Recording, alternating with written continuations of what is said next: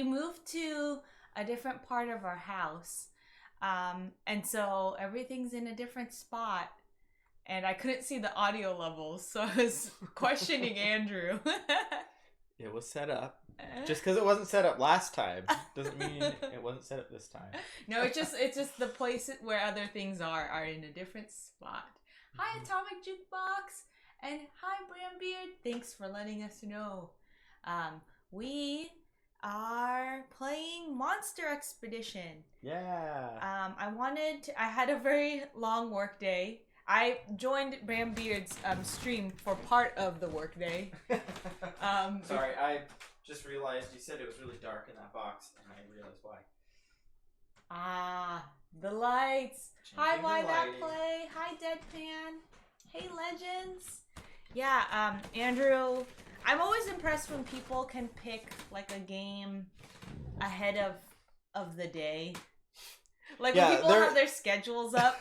There's definitely streamers that have like their schedule booked out a month or two in advance, or at least like, a month in advance, or a week in advance for that matter. Or yeah, like they know what game they're gonna play, and I'm like, I really don't know how I'm gonna feel, because I was talking about how it's a really busy season of work right now, and I had a meeting get canceled, and I immediately jumped on Twitch, which was like, oh, I'm free, and I could like do emails and whatnot. So I jumped onto Brambeard's channel, and I was just thinking about how I'm like, I didn't know. You asked me like, what do you want to play? I'm like, I don't know. I have to feel it out, because it's when it's a busy work week. I either don't want to learn new games, or I want highly luck-based. Well, not luck-based, but like dice chucking is very calming to me.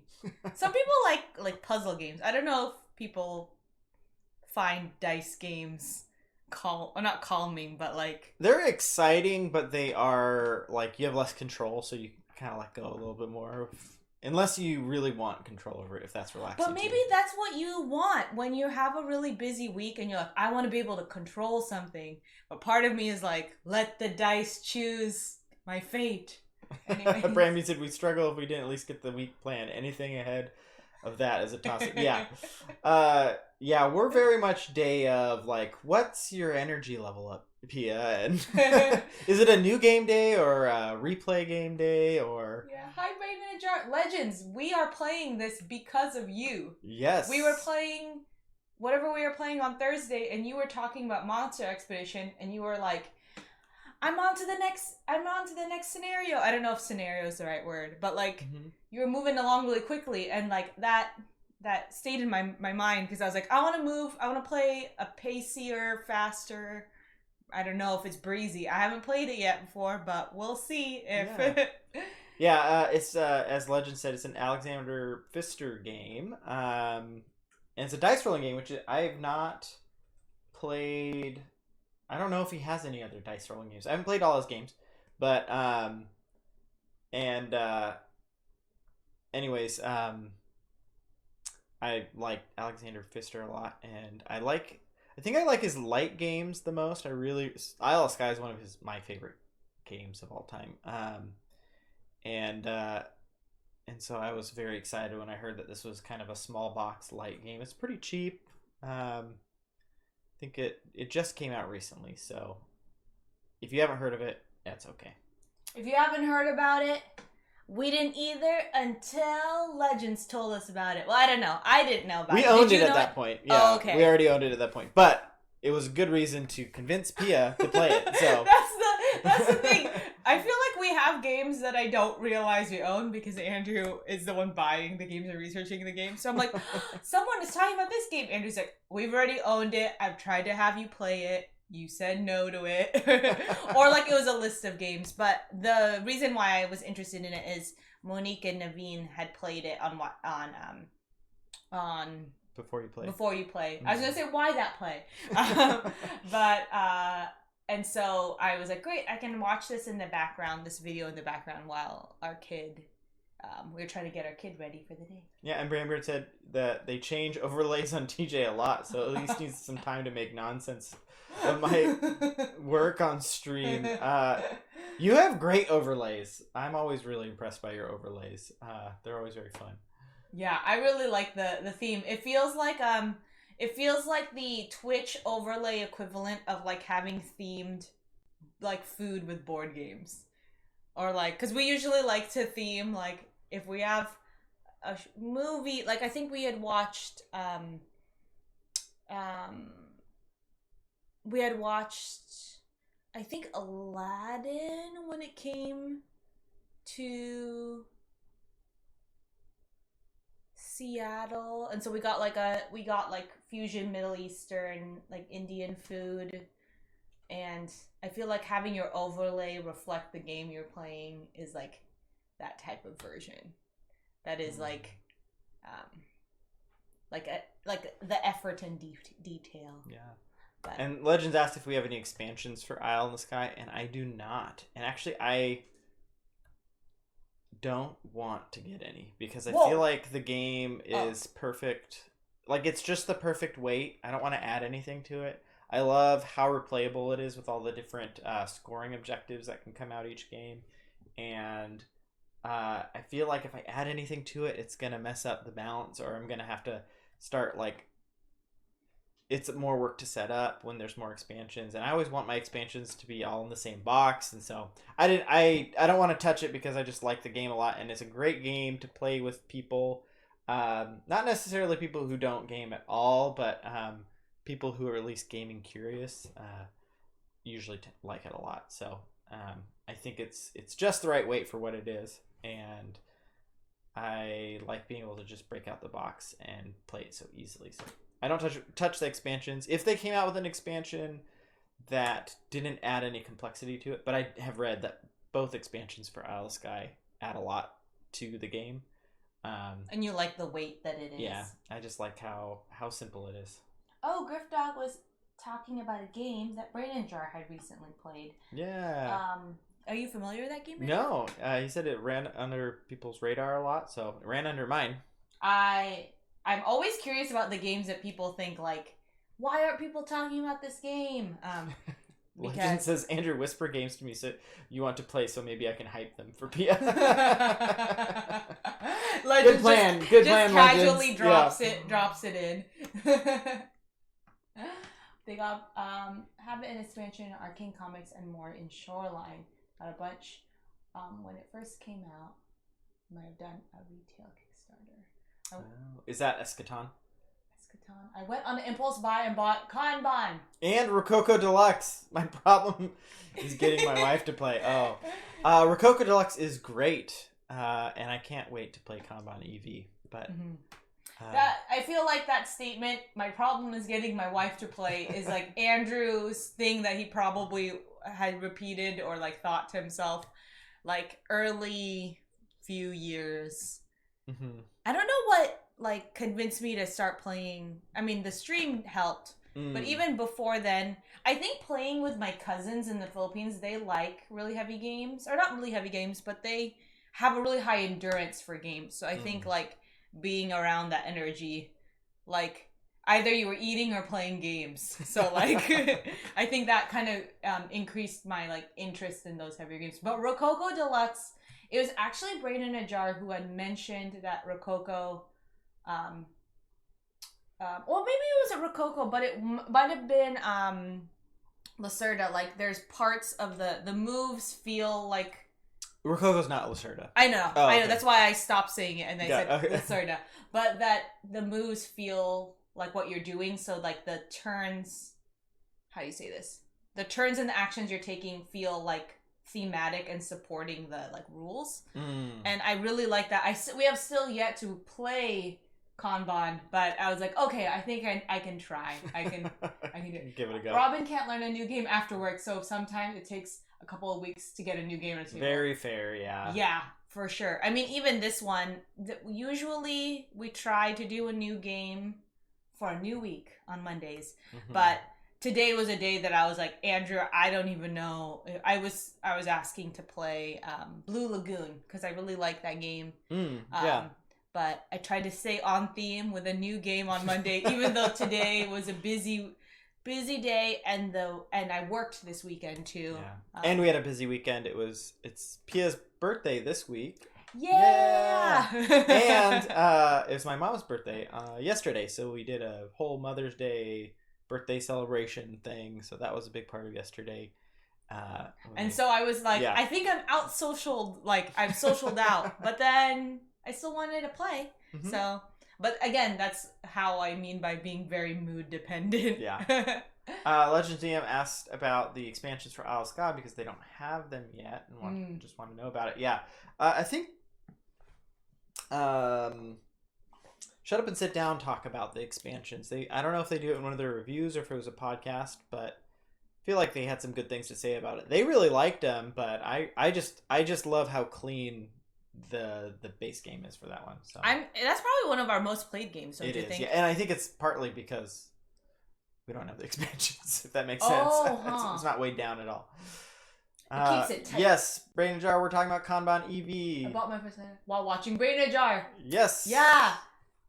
Have you played it yet, Legends? We were talking about how we were going to play Aeon's End, and we ended up not playing this weekend because we realized how much we had to do. But we definitely want to play it. And we were talking, I think on Brain in a Jar's channel, we were talking about what game should we all play this weekend. Yeah. And then we were like, Aeon's we were very Aeon's ambitious, and then none of it happened. But Brain in a Jar said they got Rococo played after watching us get dressed up on our stream. Yes. Eschaton is way meaner than I expected, and I guess when you're trying to get on the good side of the dark one before Armageddon. That's the theme. That's really funny. I like that. Birthday week! Yeah! That's what's up! Yeah, it has snuck up on me. I don't know really. I haven't really thought about what I want to do or how I want to celebrate it because I just got to get through this work week. And probably going out to get some takeout and stuff like that. That's a good start. Takeout. Mm-hmm. Stardust, CO2, Aeon's End. This weekend we played an oldie but goodie, Merchant of Venus. Oh, I've never played that one. Although I've seen the box, it always looks really cool. Yeah, what did everyone play this weekend? Yeah. I didn't do Aeon's either. We didn't play it. Yeah, we should just time it so that we're all like. I actually got super hyped on the idea of playing for multiple people who own it to just play it on a weekend or a certain try to play it within the week because then everyone can talk about their experience. There's something very fun about collaborating on a chat that's like, let's play this, and even though we're nowhere near each other or can't meet up and play, it is kind of fun to have a group collab of what experience everyone wants to have. And Deadpan says that they are almost avoiding expansions at this point. That's pretty much you, right? Don't you think? Or you backed off from the first year? Totally dependent on the expansions. Sometimes I'm like, I want everything for this game, and other times I'm like, I don't want to even think about touching expansions. And the main thing is if the expansion adds something like more cards for the decks or more variety, just more variety, but not adding any rules to the game, or more characters, just root expansions. I'm always going to get a root expansion. Also, we play root more. We play than other root games. a lot. Yeah. It's probably our most played game, don't you think? Recently, yeah. Because we have a lot of friends who are willing to play it, and a lot of different friend groups that are willing to play it. But I think Miguel had mentioned on Brain HR's channel that when you have a lot of fun collecting games and learning new games and exploring new games, sometimes that leaves less time to dive deeper in a game. So sometimes expansions kind of you don't get to it. I don't think he was talking about expansions at that point, but when you have a bigger collection. Totally. But if it just adds the variety, then I feel like it's worth it even the first time you play it because you're just choosing from more characters or whatever it is. So. Also, Atomic Jukebox played Nidavellir tonight. Awesome. What do you think of it? And yeah, Brain and Jar played that on their stream last week. It looked cool. I really like the art in that game. Yeah, same here. We played an older game we haven't played in over a year, the Manhattan Project, Energy Empire. I've heard good things about that game. Mm-hmm. Also, Griffdog says, I hope Ian's enjoyed Wasteland. Enjoy Wasteland Express. It's a fun game, and I love the art. I can see it on the shelf asking to be played. Actually, it's literally right talking about Wasteland Express.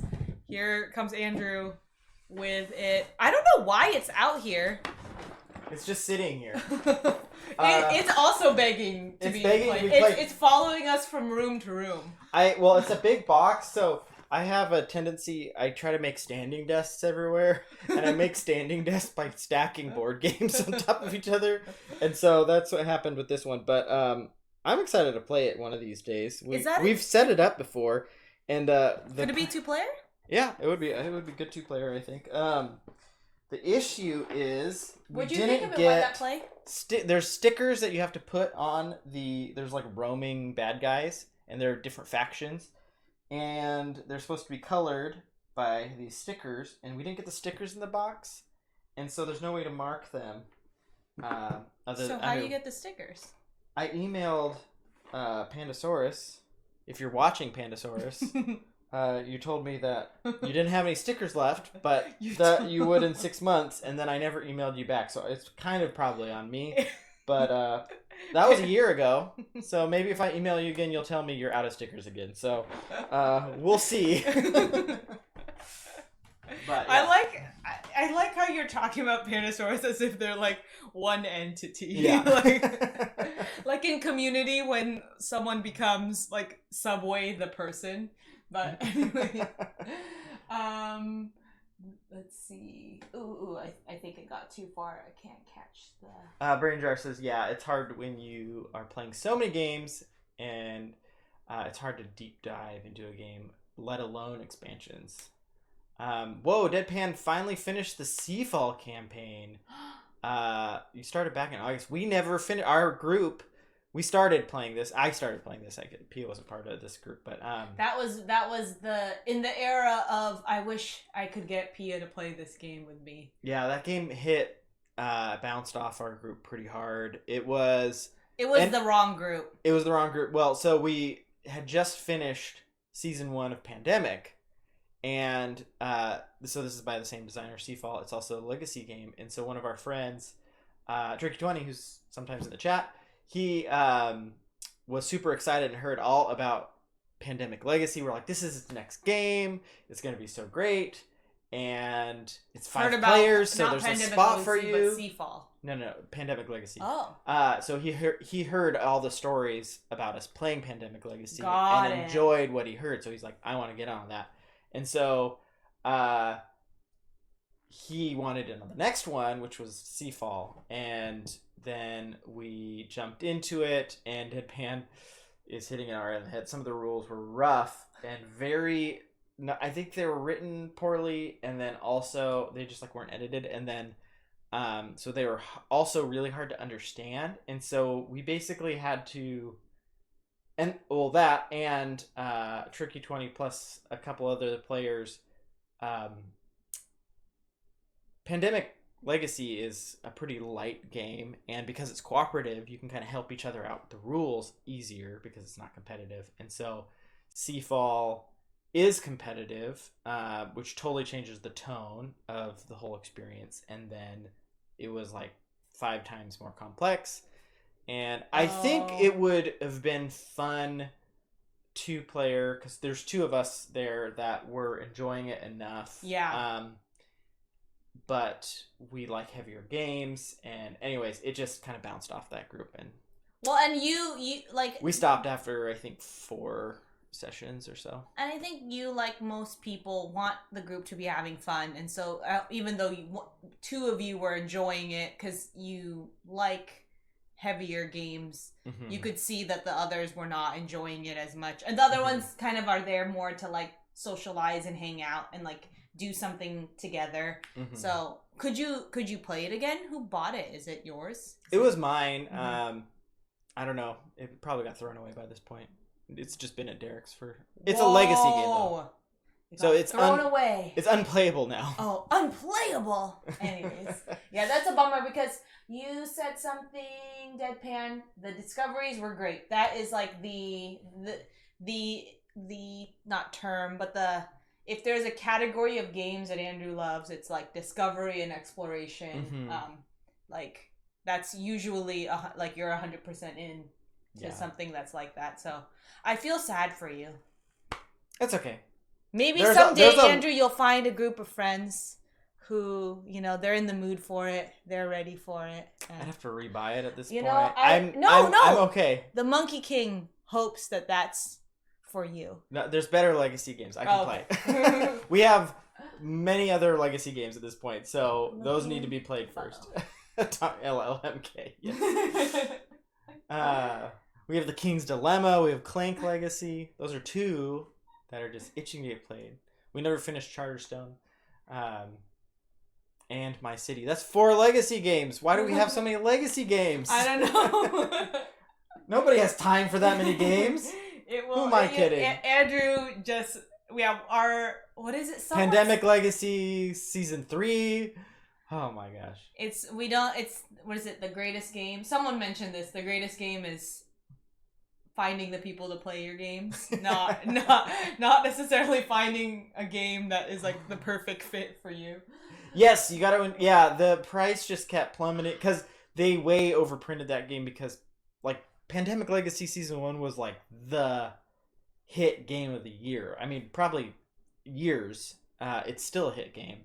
And so this was really being touted as the follow-up. It's like the designer unshackled without having to fit their design into another game. And so they were just pushing it really hard. And I'm sure they printed tons. So the price got down to like $12, which is a great deal. And if you can play it with one other person, I think 2-player is probably the best. Do you see what Deadpan's saying? Yeah. It wasn't meant for 2-player, but yeah. That it wasn't meant for 2. Let's Combat, the goods were plentiful.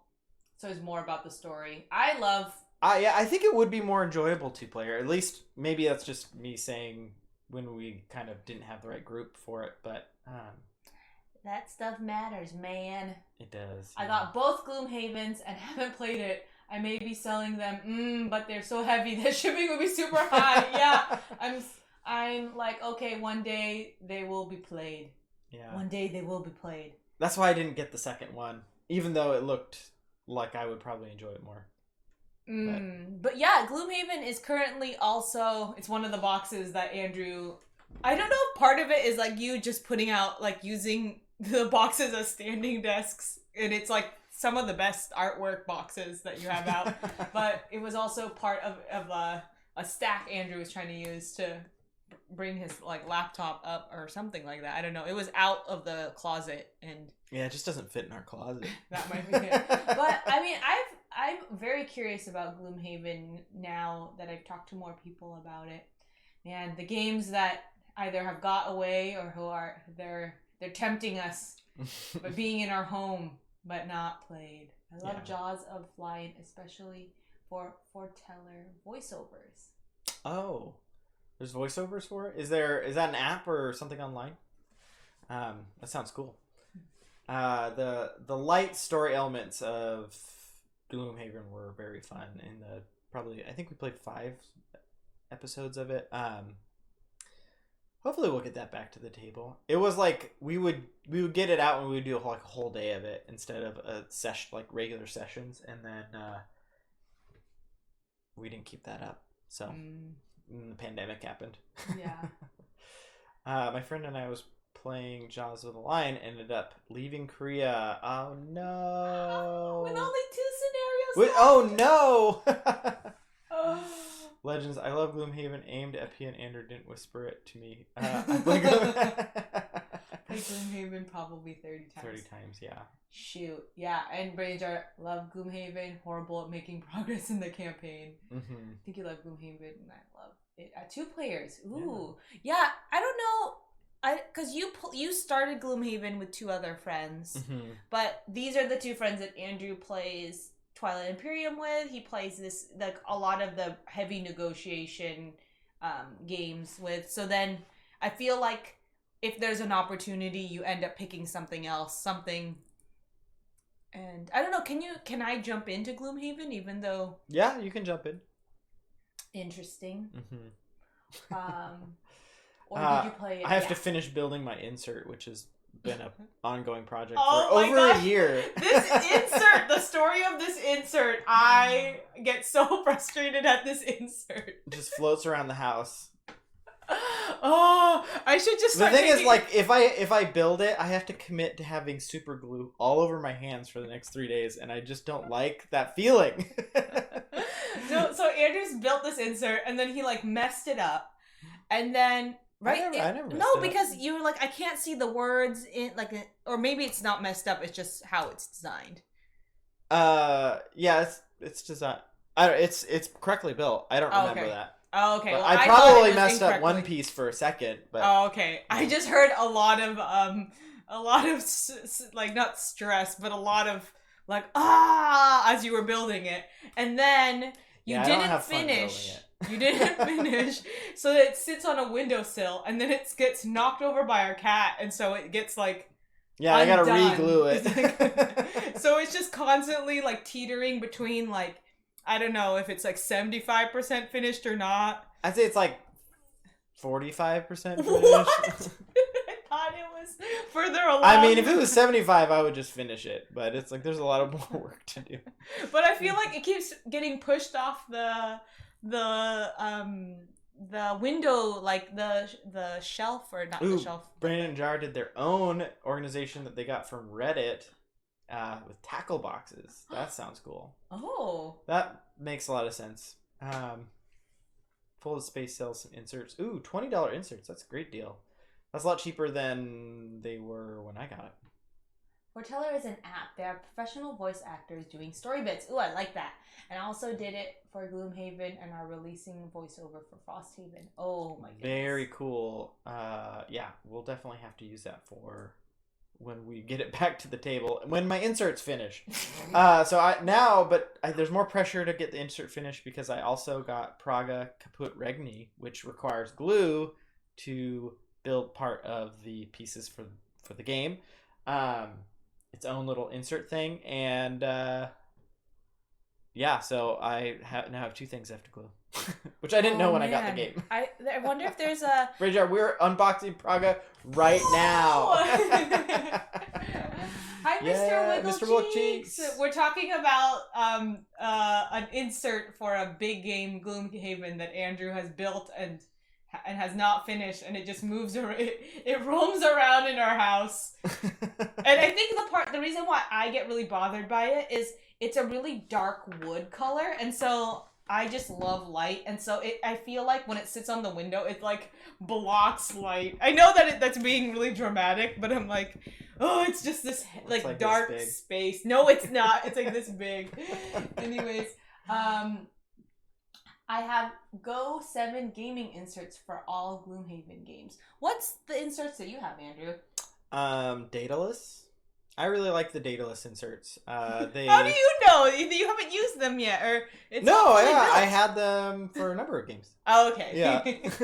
I thought this their whole shtick, I guess, or whatever for their inserts is that they're specifically built to burn. Yeah, I have them for other games, and actually it is a burn because I did have it for Battlestar Galactica. Don't plus talk the about expansions. That's sold. That's the biggest. That's the biggest regret that you're gonna get. Thanks for bringing that back up. I'm gonna just go into the corner. Anyways, they're specifically designed to reduce setup time.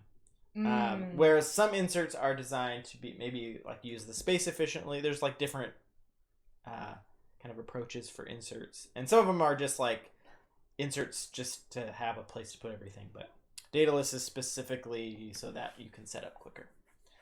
I see. Beyond Dead research, PM research. Yes. Before I go off, putting Andrew on blast. Hi, Namoy. I choose Go 7 for Gloomhaven as you individual character boxes for each character. the more we're talking about Gloomhaven and how I'm gonna try and insert myself into your campaign because people be liking the Gloomhaven.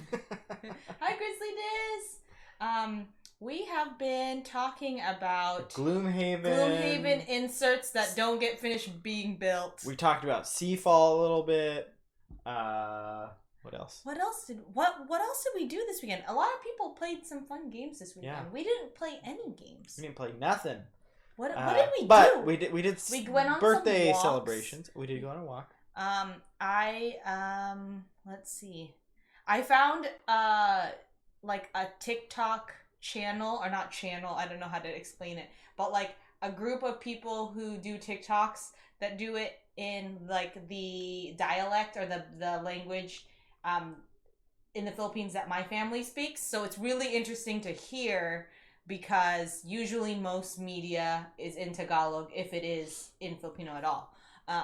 But I was really excited because I realized TikTok, the barrier to making videos is that you just need a phone, while YouTube, I guess you could put anything up on YouTube, but usually there requires some, like, people expect a bit more post-production. Mm-hmm. So one of the cool things that we're doing starting on Wednesday is we are going to take Bisayat lessons, which is the language my family speaks. Mm-hmm. So, and I don't know how it's going to go because we have our lessons scheduled really early in the morning, but we're awake anyways because of our kid, but I don't know how much learning we're going to get done. As long as the coffee's made before we start, I think I'm good. Yeah. But I'm excited. This will be our language journey. Andrew learned Chinese. He was a Chinese language and history or studies. How do you say it? Just Chinese studies. Chinese studies. All of it. General. Yeah. Benita! Hey, Benita! Give Benita a shout out. Congratulations, Benita. Everyone. Benita, the Monkey King, thanks you, Benita, for all your hard work. You did so awesome. And everyone who doesn't know, Benita did a charity stream this last weekend for getting supplies for India right now for COVID relief. Mm-hmm. And I think your original goal when I heard you talking about it was $1,000, which was really good. And I kept thinking, I was like, she's gonna make way more than $1,000. And then I think the next time that we heard about it was like 4,000. I don't know, like it kept like getting a little bit higher. And then on the day of, they raised $17,000 for relief, which I don't know how many ventilators that comes out to be. You had a calculation. Oxygenator. Actually, I know it's oxygenators. We know. Yeah, originally it was 2,500. Yeah. Never thought they would raise that much. It was insane. We were. It was Pia's birthday and my mom's birthday. And the party, not the birthday. We were with family all day, so we couldn't chat too much, but I was like, I had it like on my lap, and I was like, oh my gosh, they just hit 7,000, like whispering over to Pia, because no one in my family knows anything or understands Twitch, so I've tried to explain it a few times, but yeah, so anyways. But yeah, Andrew was just whispering numbers to me the whole family event, but it was very exciting. Yeah, we ended up going home, and then Andrew's like, they're still going, so we caught like right at the end. Yeah, but very exciting. Very exciting. Benita, I love what you're saying, where it's like just channeling all your anger and intense feelings into something. I'm sure it was a lot of work to make happen, but I can definitely understand the like feeling very untethered by having a lot of things you want to do and like can't, and then I'm sure the little bit of relief to do something. Wait, we won a prize? What did we win? We did? What did we win? I didn't even know because we couldn't hear. I had the volume down. We could hear nothing. Well, yay! We won a prize. Well, if we didn't, that's also okay. But let us know. Yeah, you guys gave away. No, not us. It's Why That Play That won something. I think it's, and you too won a prize too, so yay. And I'm guessing that's for why that play, because I know why that play won something. Okay, yeah. I'll check my spreadsheet. Check the spreadsheets. Anyways, that's very exciting. Yeah, it was like a very exciting thing to see happen, and like here as it was like moving. Hopefully it'll get resolved soon. Ooh, yeah, I don't know what that is, but Benita, I'm crossing my fingers. But before we start, I want to get another drink. Okay. PayPal has sketched out that I got so much money in a short amount of time. So, oh gosh, yeah. Just tell PayPal I'm Benita, and this is how I roll. Yeah, I could imagine them. There being some like, wait, what's going on? This is breaking all our algorithms or whatever. Yeah, don't you know who I am? There's board game people who are ready.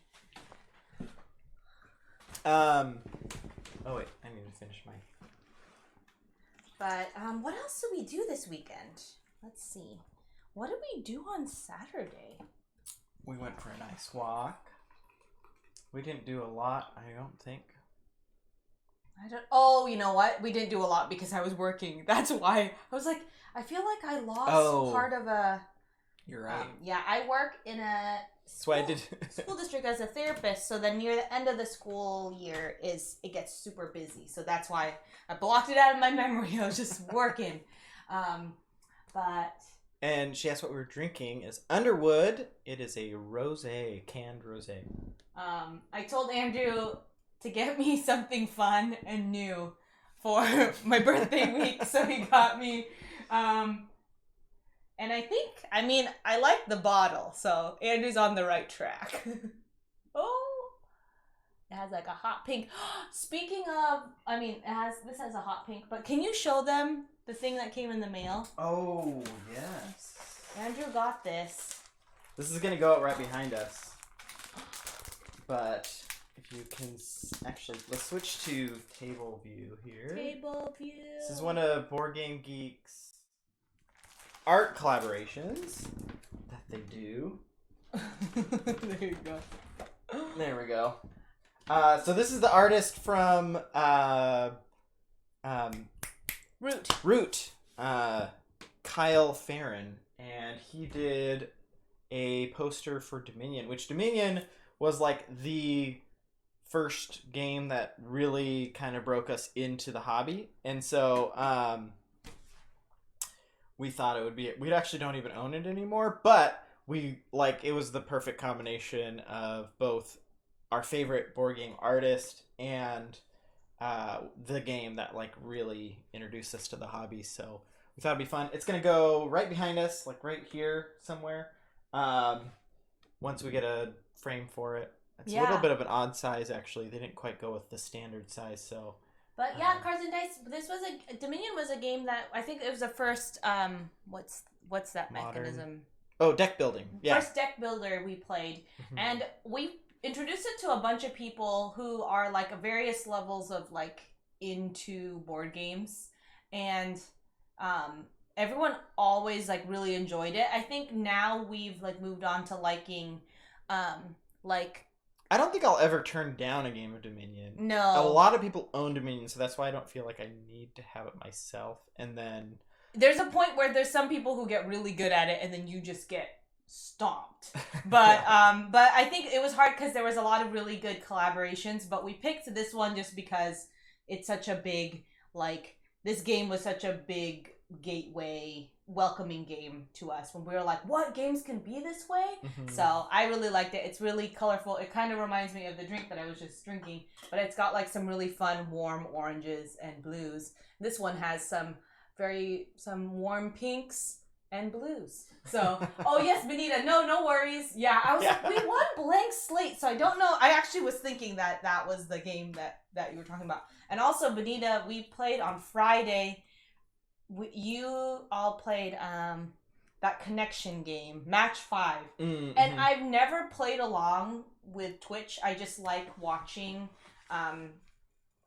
like just watching people play games and then just having in the background. Usually I'm like cleaning or cooking or doing paperwork or something or playing a game.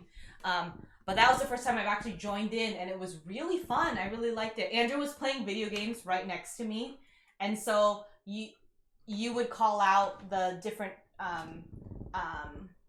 categories for match 5, and then we would like figure out what it was, or we would think of a word or whatever.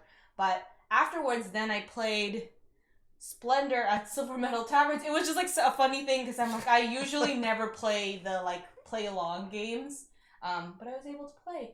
And Mr. Wigglecheeks, I thought you would like that. I feel like it's good design, and what I really like about it is the color scheme. I feel like it's a really fun, bold color scheme of the orange and blue, and it's really like warm colors, which I like.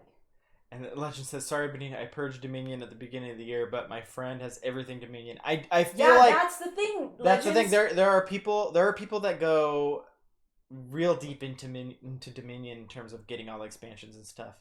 And I just felt like I don't need to be that person. Because I like maybe having a little bit more breadth of games. And so I'm happy to be friends with people that have Dominion, and I'm happy to play it anytime. So typically I like having just like one extra thing added to my deck building game, like either a board or something like Trains or Tyrants of the Underdark or something along those lines, where there's just like one, it's like deck building plus one other mechanic. It's probably my favorite type of deck building games, but Dominion's gonna always have a special place in my heart. Brain Jar says, Dominion is a game I've shamefully never played. Wasn't something I could get into back when I first started playing board games, and now I question if it's too late to visit. I wouldn't say it's too. I think I haven't played it recently, but I'd imagine it aged well. It's just pure deck building. It's like stripped, everything that is extraneous about it is stripped away, and it's just pure deck building.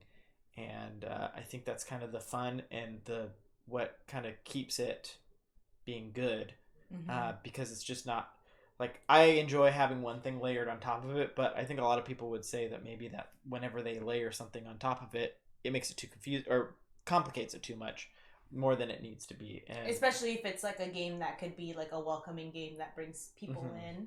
Cards and Dice Star Realms. We really like Star Realms. Right? That's the game that we played. Yeah, it's like the small one in the Philippines. Well, I really liked it. It was like small, so we would just carry it around with us when we were in the Philippines, because we would do a lot of waiting for various family members in various like malls or public spaces, and so I remember just playing it randomly. But yeah. I thought Star Wars was fine. I like it. Yeah. It's a nice little like game. I think it was like a game that I feel like it was very easy for me to like start playing and like enjoy it right away. Yes. Which while I think for some other games I feel like you pick some things that were like a little bit hard, or not hard, but like more upfront.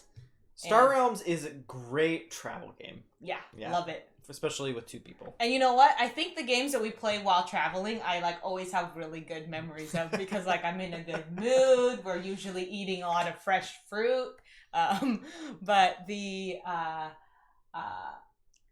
Brain Jar, it's interesting because we have a friend who their brother-in-law really likes Dominion, has a lot of the Dominion. Oh, Johnny Deathhawk followed us. Whoa, Johnny Deathhawk. He's in here.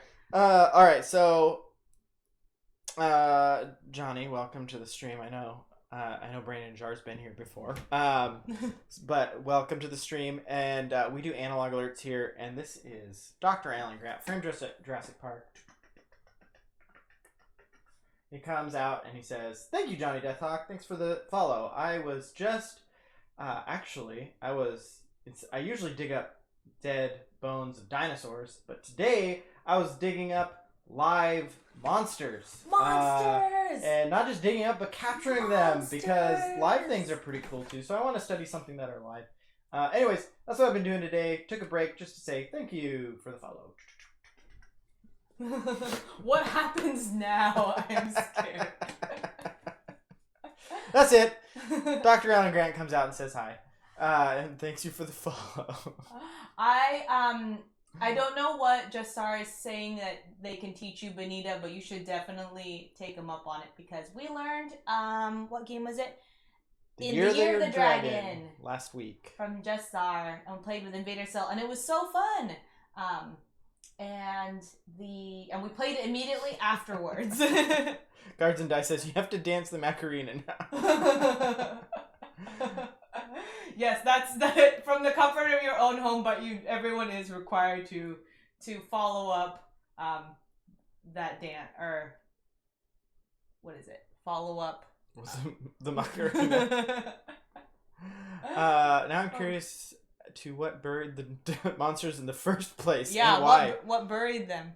Some of them live underground. Okay, so some of them live underground. But we'll have to find out. That might be, Dr. Alan Grant's next thing that he says. So okay, we'll find out. Well, I'll ask. I'll make sure it happens. I'll snap a pic. Good, I want to see. You've been busy with raising money for everyone being it. We can work. Oh yes, food chain magnet. Yes.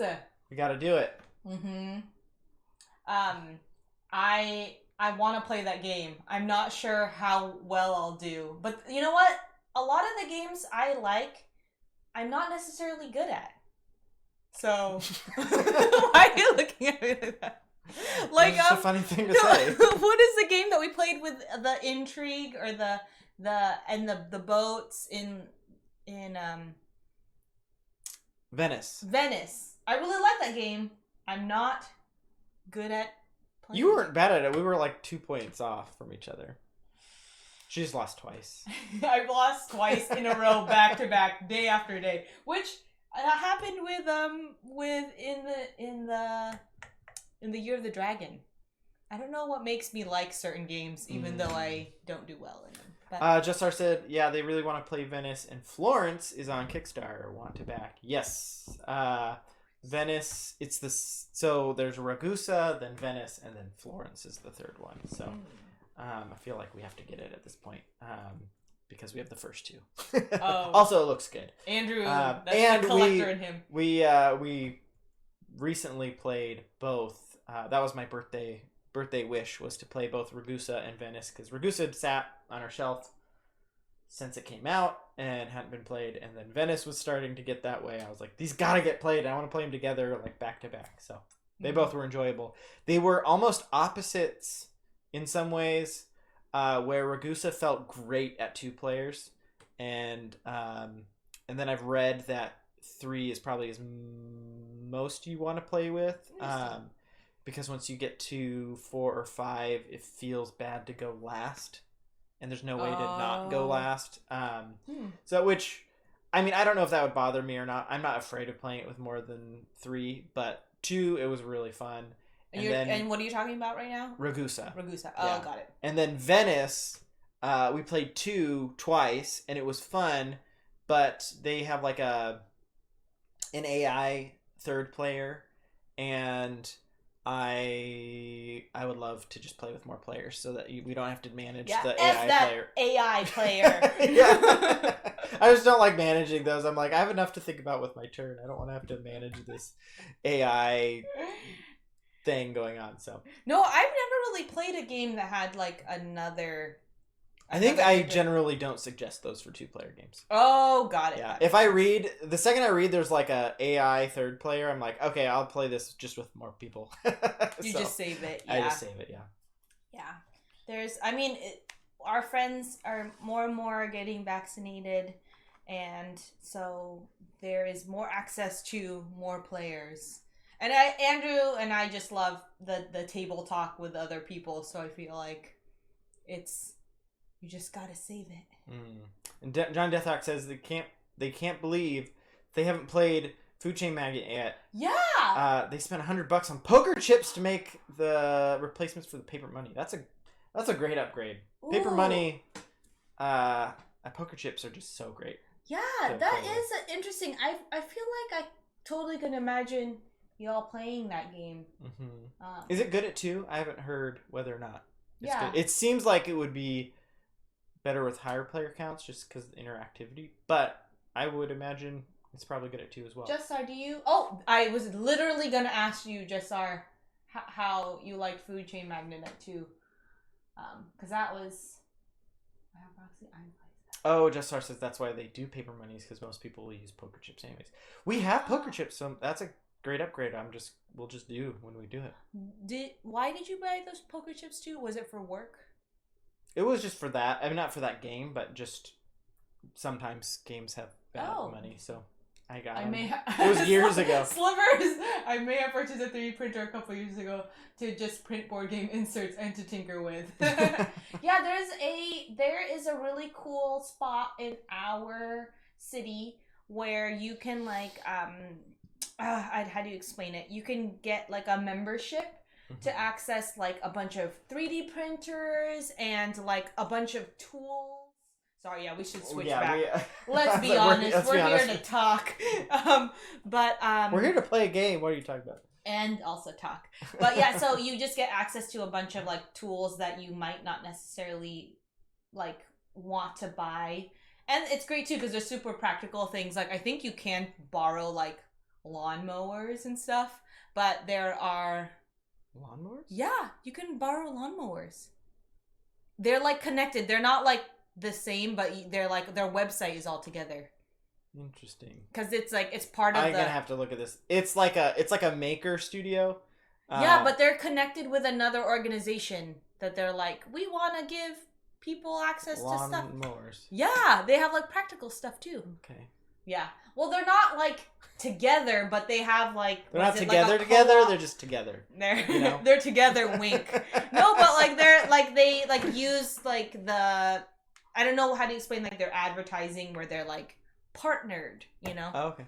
Anyways, but they have 3D printers and they may have lawnmowers, but they have other cool stuff like there's a lot of people who are like making prototypes of random stuff, but lawnmower inserts. A lot of lawnmower things. Actually, I haven't thought about them in a while. Because I don't know. I mean, I hope they survived COVID. It was a community space. You get a membership, and then they have 3D printers there and like the laser cutters and stuff. So it's for people inventing things that they can go print their stuff. Well, because when I was in grad school, they were talking about that because we were talking about like prosthetics. Makerspace. Makerspace. Yeah.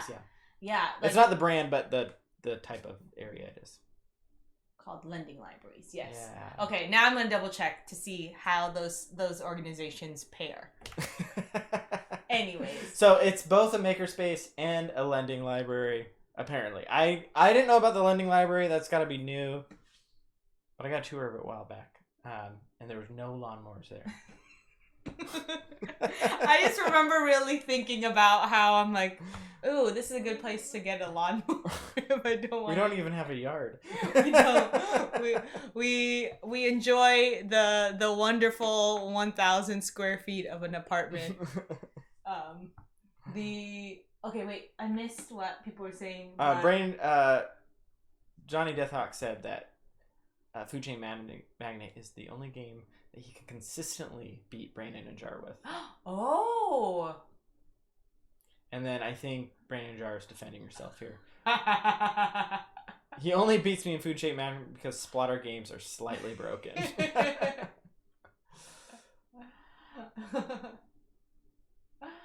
3D printers and had the time probably would do the same. Yeah, Mr. Wiggle-Cheeks who was here a little bit earlier, may still be here. We've definitely talked about 3D printers before. Oh, and then Johnny Deathhawk and Brandon Jar said that Food Chain Magnet is great at 2 players. Oh yeah, nice. Yeah. Nice. Cool. Well, let's introduce you guys to the game a little bit here. Bacon, cheeseburger, and fries. Yes. Legends. Yum. That sounds great. We had Taco Bell because 1 minute board games. I was gonna say 2 minute board games. 1 minute board games. 2 minute board game is their less successful competitor. They are not as concise. But Reina was eating some on Benita's stream, and I took a mental note, and I was like, I'm gonna. Oh, is want that some. why I was thinking of it? Yeah. Yeah, I think that is why I was thinking of it. Well, it just popped in my head. I didn't grow up eating a lot of Taco Bell. I wouldn't say we know people who are very familiar with the Taco Bell menu. Yes, I want Taco Bell now. Well, we can blame it on Reina and my memory of her eating it on your stream, Benita. But this is a game that Legends was talking about last week, and so I wanted to play it this week. So it's a monster hunting game, but it's not Monster Hunter. It is Monster Expedition, although Pia's been calling it Monster Hunter. I'm calling it Monster Hunter. Here is my big tiger shirt. I'm ready to play. So it's got a bit of a push your luck mechanic to it. It's dice rolling. We're rolling dice and then trying to grab these monsters, and ultimately these monsters are worth victory points. It's pretty light. The dice mechanic goes like this. You roll your dice, and you pick a number that you want to bank. And so in this case, I might want to bank 1 because I rolled 2 ones. Although 1 is a really low number, so... Benita, maybe I need not to great. go to bed. Good night, Benita. No, I don't know if she's if she just needs to. Yeah. Are you doing that what is it, the revenge procrastination right now, Benita? Uh-oh. I've definitely thought about needing to go to bed, but I haven't gone to bed.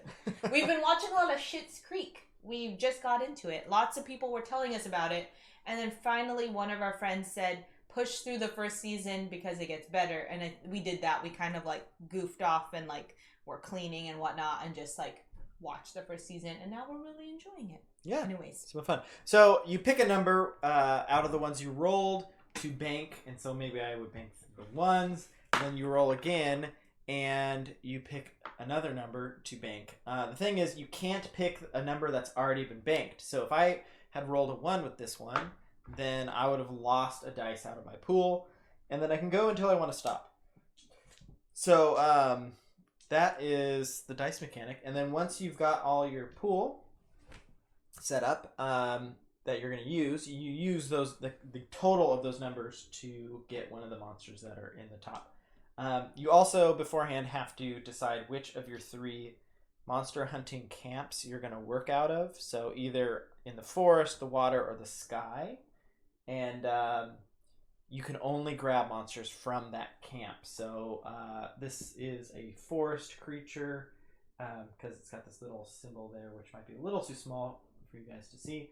But trust me, there's a symbol there. And then also, you might say, why would you ever bank a 1? It's such a low number. So the reason you would bank 1s is because each of your camps can be upgraded, and they get upgraded whenever you roll a specific number and bank it. So let's say the sky one, it upgrades every time you roll a 1 that's banked. And so you might want to take a turn and say, you know what, I'm not going to get a lot of monsters this turn, but I'm going to try to upgrade my base a little bit. And so these 2 ones would then upgrade the base, which gives you more and better dice. So that's basically the game. It's very light. This is our first time playing it, so if we're doing something wrong, let us know. Especially you Legends, you've played before. Also, each of the monsters have little abilities on them that you can use to make your stuff better. And Deadpan, this is how much Pia is ready for this game. Her Pia strat is not ready. She's talking about Mulan and fireworks. And she's talking about the game last week, which is... You didn't update your strategy yet? I actually tried to update it secretly over here, but I, wasn't signed in. So I was like, oh no, this is incorrect. It made me a little bit stressed out that it wasn't updated. But it's just for fun. Yes, yeah, Andrew was... that first season in so many TV shows, they're just trying to, find themselves or, get that creative freedom, so... Deadpan says, get the firework monster. There might be a firework monster. Yes. Also, this is the same kind of world or art as Monster Carnival, which is another game which we haven't played, but I've heard really great things. Monster Carnival. Yeah, that's a crazy. So in this one we're capturing the monsters, and then in the other one you're making a carnival. Whoa! With your monsters. So we're the beginning part of that story. Yeah, this is the prequel game. The other one was highly recommended by Christina in Board Game Garage. Oh, got it. We do have it, by the way. We do. Yes. This is the stream is when Carnival I find out Monsters. about games Okay, we own. Carnival of Monsters universe. There we go. Solo missions are great because it gives you an objective. The multiplayer seems like a monster kill race. Carnival of Monsters universe. Yes, there we go. Legends DM has been enjoying the 10 mission solo campaign that's included in the game, which is the reason why we are playing this now. Yes. Deadpan. My new goal is to find the best card that looks like a firework monster. Based off of your last week. So do you want to start, or do you want me to start? You go. All right. We could always use Chiwazi. No. All right. I'm gonna start with. Benita, if you're still here, I was actually this weekend gonna start Fruits Basket. Or Fruit Baskets? I think it was Fruits Basket. It was like plural, right? Oh, yes, Fruits Basket. Oh, it is Fruits Basket. Fruits Basket is like how all my Filipino aunties and uncles, they call Trader Joe's Traders Joe. Traders Joe, yeah. And I've been like, because most shows I watch with Andrew, so if I want to watch something by myself, I need to find a show where I'm like watching something by myself, which is I think one of the reasons why I started watching Twitch was because it could be something I could watch and then we would not be like on the wrong episodes, you know. Oh, Joe Sundow is here. Hi, Joe. He started Fruits Basket as well. Because of Benita. What do you think? All caps. Benita was talking about having to go to sleep. Jassar still recommends Samurai Flamenco. Yes, Jassar, your suggestions are on a Google Note. Invader still in the house. Did someone say anime? Meaning migraine gone. Okay, I'm rolling my first one. All right, 3, 2, and 1. I think this is the reason I'm gonna why... bank the 3. So now if I roll a 3, I can't bank it. So hopefully both of these are not 3. All right, I am going to bank the 5. I don't know how well. So here's the thing. I could roll this, and if I roll a 3 or a 5, then I lose my 5. Or I could just keep that. I have 8, which gets me the monster that I want. Whoa, this... Look at that. So this... Oh, I see. Mm-hmm. This one has taller antlers than this one. Yeah, I don't know if I said I was doing the green. I'm gonna leave it there because I already have enough to get this Fox Fiend. Pretty cool looking. And this, if I can get a set of monsters, it'll give me another die and 1 victory point. And then, so I roll a 3 and a 5. The 3 can upgrade my forest location. So that upgrades. Nice. And then it's your turn.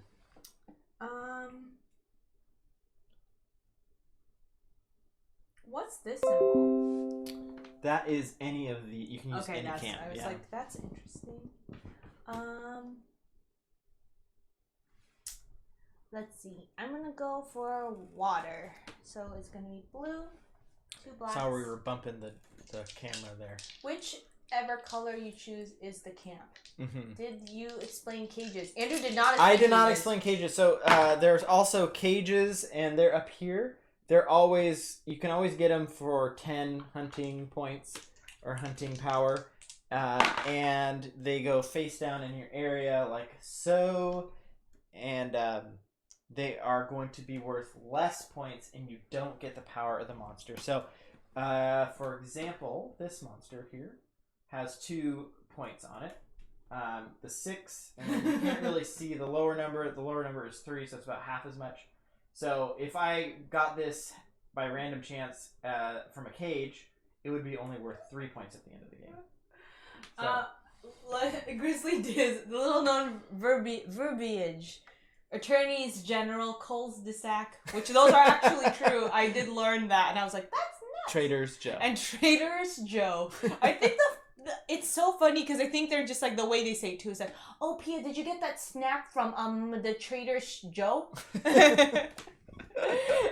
So 7 and 2, Andrew. Mm-hmm. So I picked those. Whoa. Oh, you rolled twice. I rolled twice, and then. So you're gonna roll your. I don't want to roll again because that's enough to get. Are you sure you don't want to roll again? I don't want to roll because you're trying to. You could get a lot more. If you rolled again. I'm scared that I'm gonna. You're smiling because you're trying to get me to bust. So I'm gonna get this because all I need is 9. Oh, sorry. It is a competitive game. So the solo mode is, of course, it's you versus the game. Spiders Man.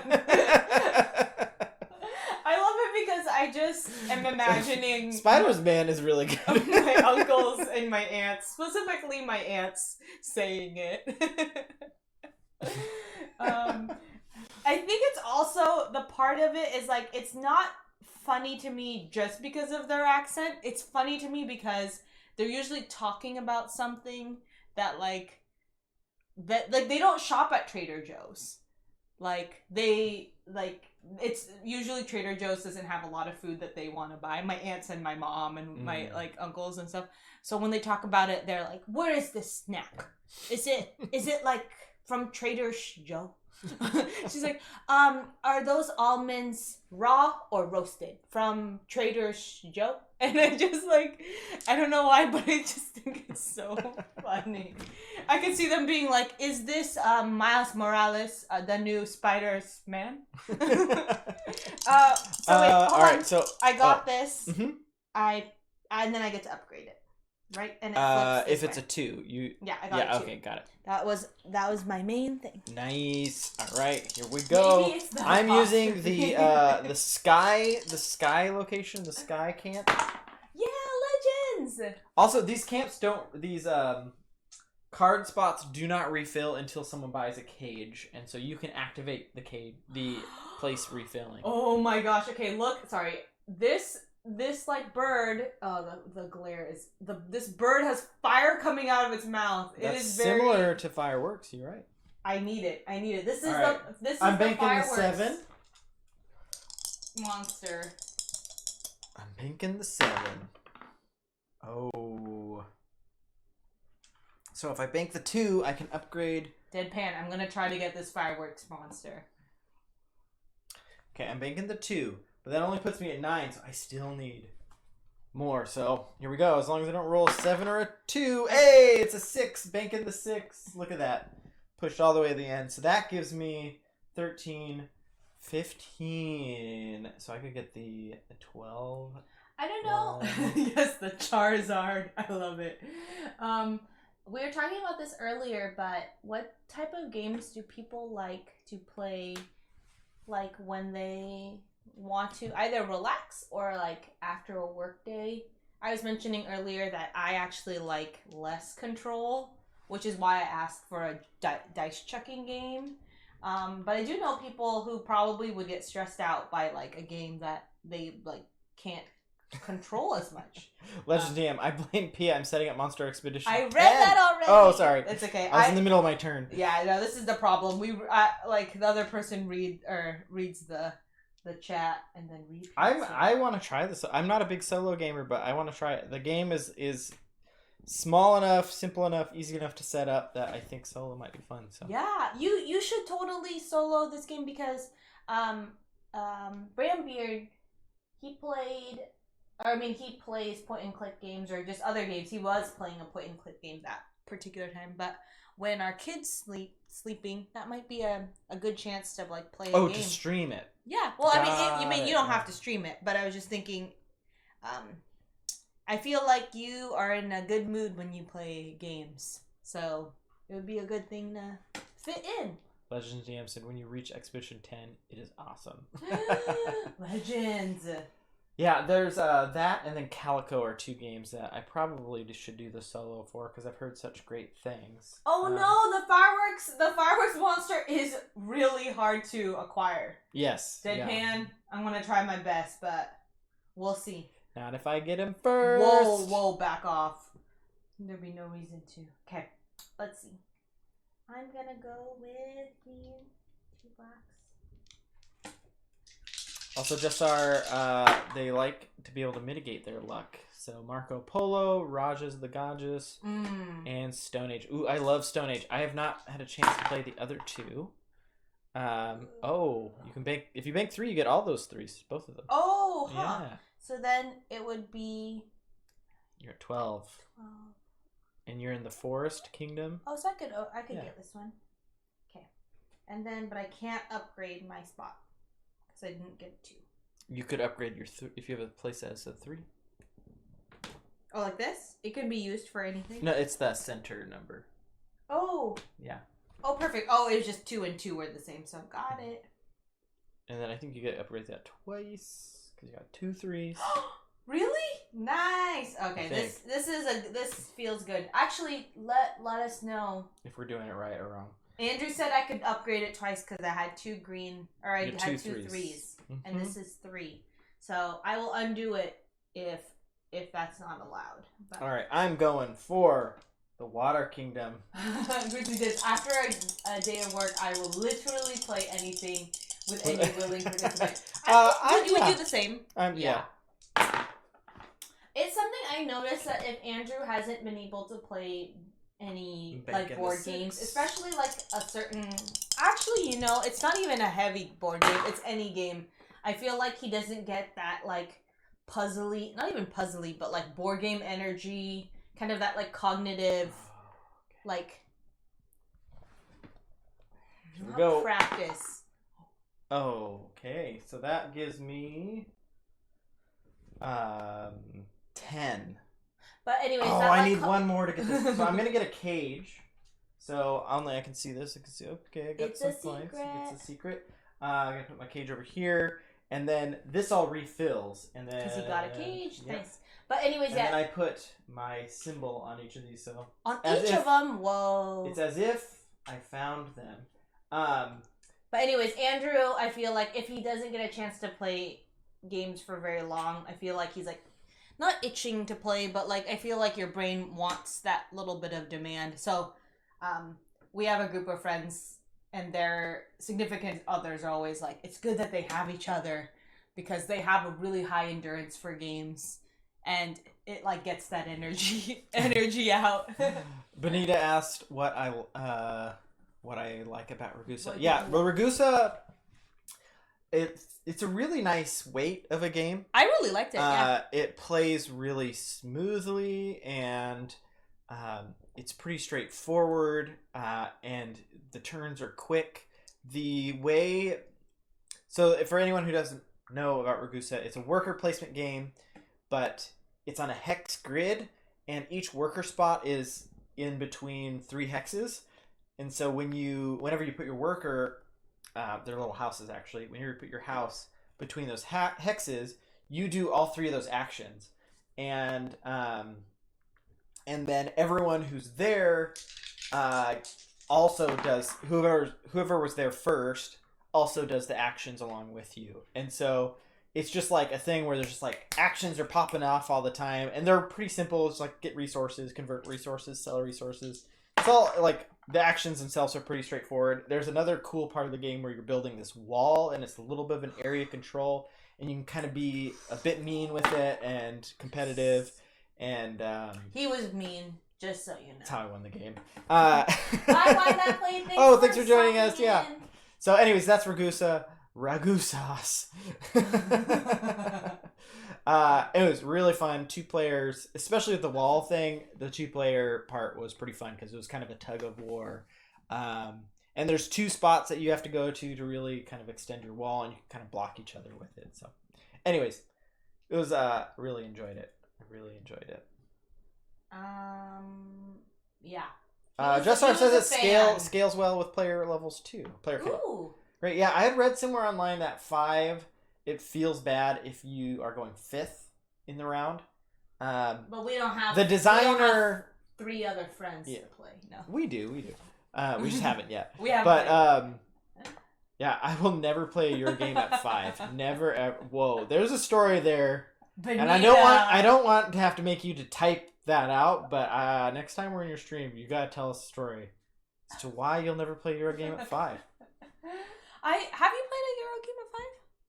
I think most of the time when we play Euro games, unless it's just the 2 of us, it's hard to get 4 people because I feel like most of the time it's either me and one other person, or as soon as we have a 3rd person, a bunch of people jump in, and then suddenly I'm at like 5 or 6, and so it's like 4 is like kind of a hard number to hit sometimes. What's up, K-Pax? K-Pax, subscribe for 3 months in with Prime. K-Pax, if you're what? Sorry. K-Pax. You gotta give him a blessing, or he has to be blessed by the K-Pax. Thank you for the subscription. You will get a tasty Filipino dessert soon, and I know this will happen because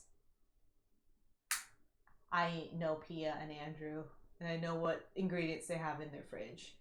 So prepare your taste buds for something tasty from the tropics, probably with some mango in it. Thank you for subscribing. Also, another blessing. Another blessing. May your barbecue sauce adventure at Adam's Rib in Salem, Oregon, be an epic adventure, and may you get to taste all the barbecue sauce and enjoy them all. Adam's Ribs. It's Adam's Rib. Adam's Rib. Yeah, like a biblical reference. But I didn't know that. Adam's Rib. And all the long live the Joe. long live the Monkey King.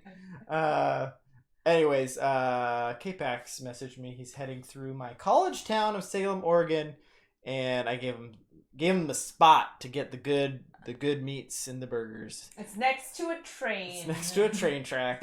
I don't know if it's still there, but hopefully it makes. They used to have a student discount, 10% off. Tricky20 in the chat. I see you there. Tricky20, it's your lucky day. If you want something sweet, we have mango float.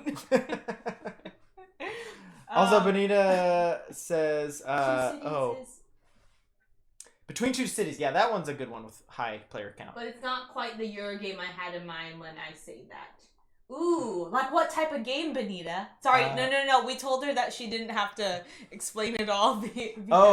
Benita said, I played Istanbul at 5, which was a super fast game, and it was painful. That is true. If one person has analysis paralysis in the midst of a Euro game, especially ones with quick turns, it can really slow down. Oh, sorry. I'm doing what I'm not supposed to do, which is lean close. But I'm just like, when someone has something to say, I'm like, ooh, tell me. Also, Griffdog says that we had many fun plays of Mountains of Madness. Zany, fast, social game. I've heard great things about that. And I still kick myself because I saw it once at Barnes & Noble for like $8 or something like that. How does it play?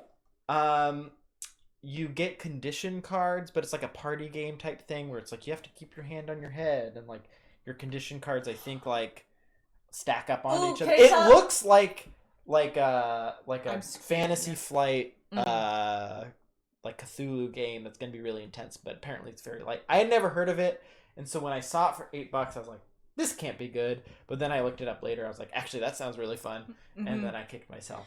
Can I tell you about the one time that Andrew got really upset at me in a game? That auto exposure. I know, Kyle.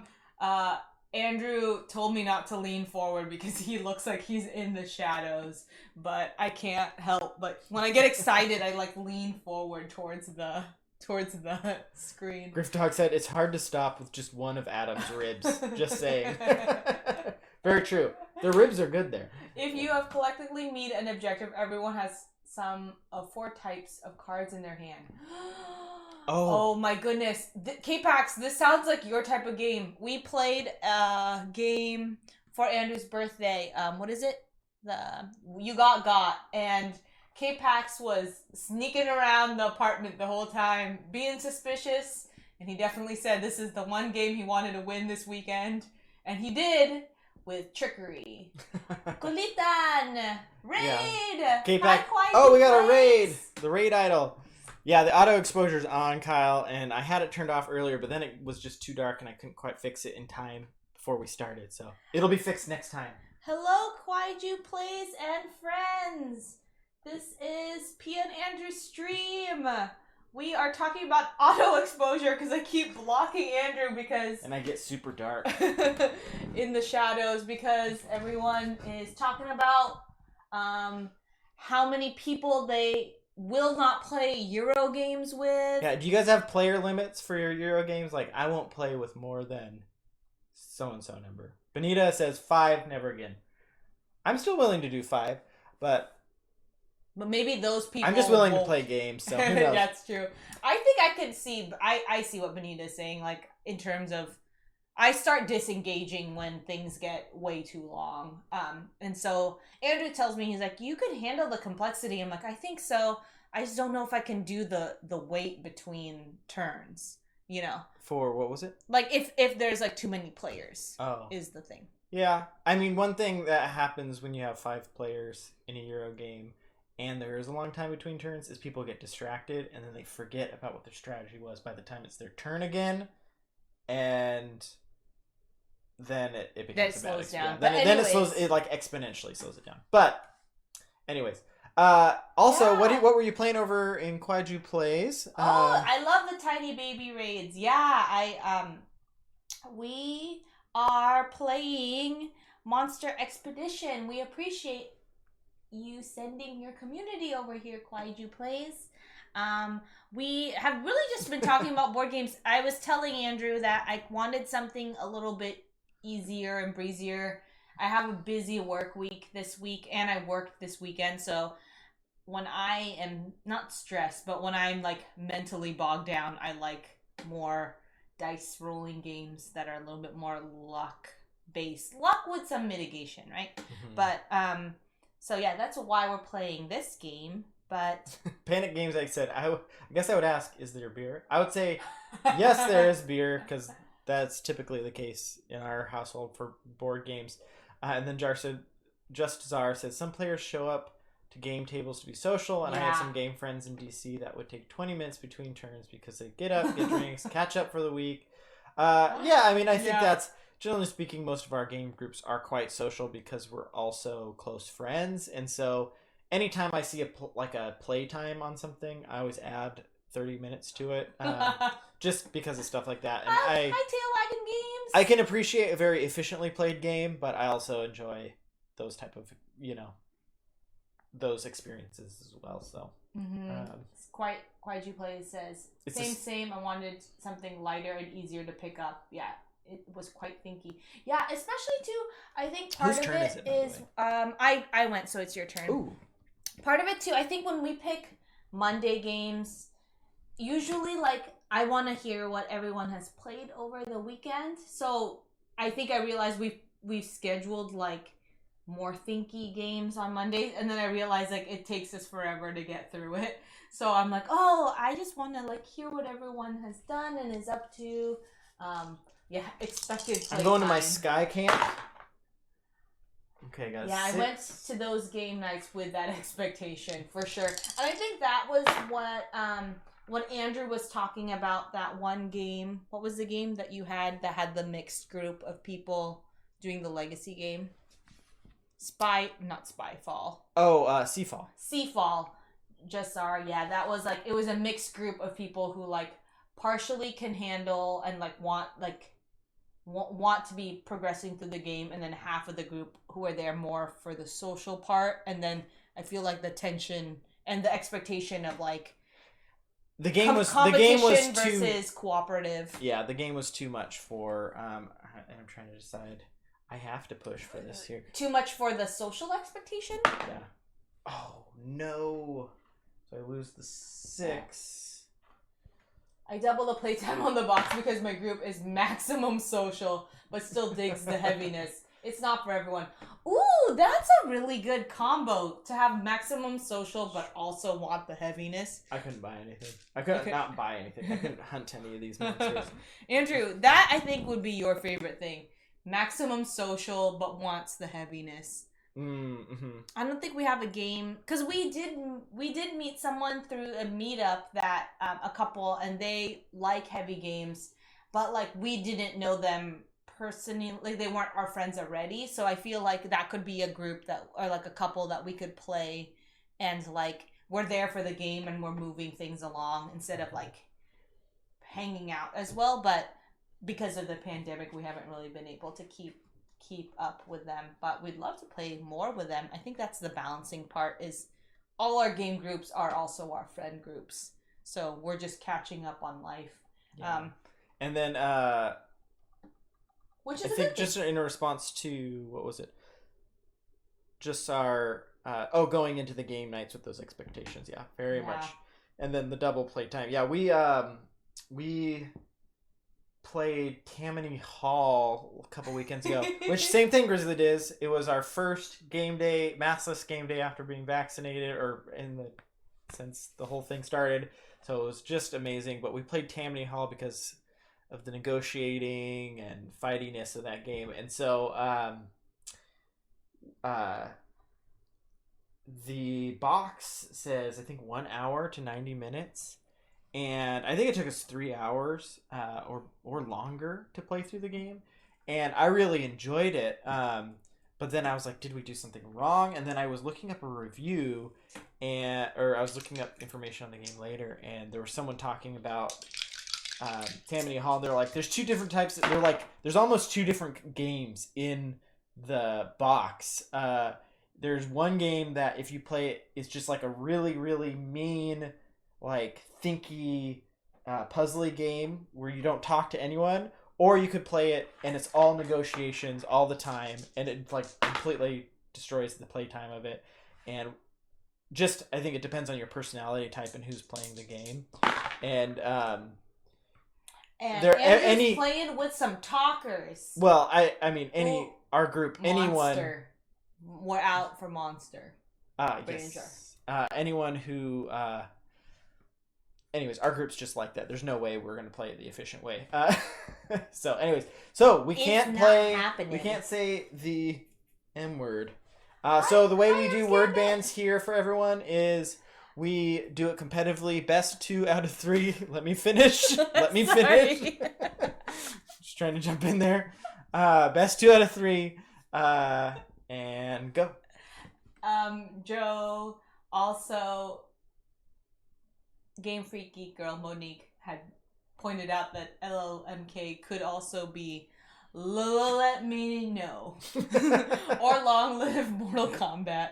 I just got this other frog, and that's it. So Andrew, I get an extra black die when I'm going into this area, right? No, it is when you have a set of 3 monsters, one from each biome. In this or because I have a set of there's only 3 biomes. So every set you have, I've met it. You've met it. So yeah, that's one set. Mm-hmm. Great. So do I get to select it, or do I get to select I get a new die or extra die for every time I from now on. Oh, that's awesome. Okay. Yeah. And I don't want to push my luck because I'm scared. Well, you already got your. Good night, Benita. Oh, thanks for joining Ambi. us, Ambi! Yay! Oh man, Benita, thanks Welcome, for hanging Raiders. out. I promise I'm gonna watch Fruits Basket and talk to you about it soon. And hi, Ambi. This is our Raid Idol, and we are finally getting to the game. We talked for like an hour, I'm sure. Just because it's fun to hear what people were up to this weekend. What game were you playing? Kwaiju just raided in earlier, and she was playing Mercado de Lisboa. I've heard good things. Do we have that? I'm Pia. And I'm Andrew, and we're BoardgameSPAM. We stream Mondays and Thursdays at 8 p.m. Pacific time. We focus on IRL physical games. Yeah. That's us. We're playing Monster Expedition tonight. And Andy Herbs is doing some behind the scenes editing a music video. That's awesome. Nice. Herbs, excited to see it. Gambit. Question for you: does Eunice make sourdough. We recently had some sourdough from our sister-in-law, and it made me want to get back into sourdough. But it's starting to get warmer here, so I feel like warming up the oven is like not really. I mean, I want to do it. I want the house to be as warm as possible, but I can't keep sourdough like mother alive. Tends to stick with sweets for breaking. I see. All right, we'll see what we got here. Oh, we got 2 5s. I'm gonna take the 2 5s. Gonna take the 2 5s. Andrew's mom made a really good carrot cake recipe, and I was very anti carrot cake when I was growing up, and I really like it. Oh no, Legends just lost Expedition 10. Woo! Kwaiju Plays. I love Fruits Basket. Oh my goodness, Kwaiju Plays. You need to talk to Benita about it because she has been trying to get some people to watch it so that that she has somebody to talk to about it. And I am gonna plan on watching it because I am looking for some shows to watch, not with Andrew, so I can watch not with Andrew. No, so I can like watch something on my own pace. Kwaiju Plays, have you heard of Samurai Flamenco? That is a suggestion that Jassar has told us about. Yeah, it's been hot here too. Been very conflicting for her baking. Yeah. Lurk, Mario Kart Challenge. Ooh, yes, I get this. I got the Boof Morph. Ooh, I'm excited. This is a Boof Morph. Everyone, a Boof Morph? Got it. It was 23 power. Whoa! And that completes my first set. Oh my gosh! Wait, that's your first set of what? For 1 extra black die. Oh, does it? So it has to be an extra black die of the same biome. No, it's a set of all 3 biomes. You need 1 of each. See how it's a picture of all 3? Yeah. Oh, sorry. I was the way you're organizing it is visually different than how I was creating it. So it was confusing me because you are doing this setup. Oh shoot, I had a 3 in there too. Is that a Netflix show? Benita said it was. I'm not sure. Actually, I can't remember now because Jassar, you had mentioned Samurai Flamenco. You watch it on Crunchyroll. Oh my gosh, it says right there. Right in the middle. It's not current. Fruits Basket is an anime. Okay, gonna run. Take care of some stuff before bed. Yes. Get all that stuff ready before bed so that you can have a good morning. Bye, Kwaiju Plays. Fruits Basket is probably on Funimation. And thanks for joining us, Ambi, as well. Yeah, thank you. Gotta do some stuff before getting ready for bed. I gotta be like that more. I gotta set up myself before bed because usually I wake up in the morning. I'm like, where's my work bag? Where's my stuff? What happens is usually you just fall asleep on the couch over here. Yeah. I want to participate so bad. I want to keep the night going. So I'm like, I'm going to lay here and close my eyes. And then I just fall asleep. I should just call it. I should just go to bed. Just decide. Usually in game nights, speaking of game nights, usually there's a point where I am lying down a little bit and everyone's like, Pia, stop it. And I just keep leaning further and further and then I fall asleep. Not because I don't enjoy the company, it's just that I tend to, I just like sleeping a lot. I'm also introverted, I feel like. So then there's a point where I'm just gonna grab this so I can see. There's a point where I'm like, I really like hanging out. Andrew has a lot of energy to keep hanging out.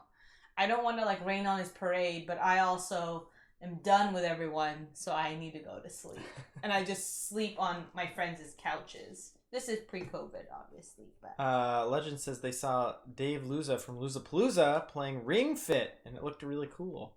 Ring Fit? Ring Fit Adventure is a Switch game. It's like an exercise Switch game. Oh. And I've thought about getting it a number of times. It totally sold out at the beginning of the pandemic. Oh, that seems like something that would happen, right? At-home fitness, yeah. 1, 2, 3. It's fitness, but it's a role-playing game type, or an action game, and you level up and stuff. So I'm doing this right. It's 4, and then I get a one more. extra. Yeah. Okay. It just feels too good. Too good to be true. You're leveling up. Oh, definitely gonna grab the 6. Tailwagging Game says Ring Fit is a lot of fun. I need to get back to playing it again. Ooh. So you get all your 6s, remember? I do. I got one. There's one more. Okay. Yeah, I do. Do you believe me? I believe you. Yeah. I saw it. I can't grab the 6s now. Yeah. But I should grab the 1 because no, I should grab the 2 because then I can level up this one. No, 1 or 2. I should do 1. It needs more help. I don't want to get rid of it because it might kill that dream of being an awesome monster slayer in real life. He was killing monsters and jogging. I saw him level from 6 to 7.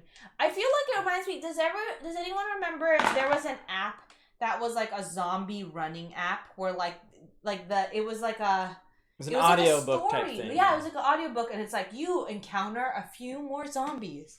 Like, run faster. So you run. I honestly don't know. I never played it. I just like heard the commercials. I think it was a podcast or an app. Yeah. No, it's Zombie Run. Zombie Run. Yeah, it's the only way I can run.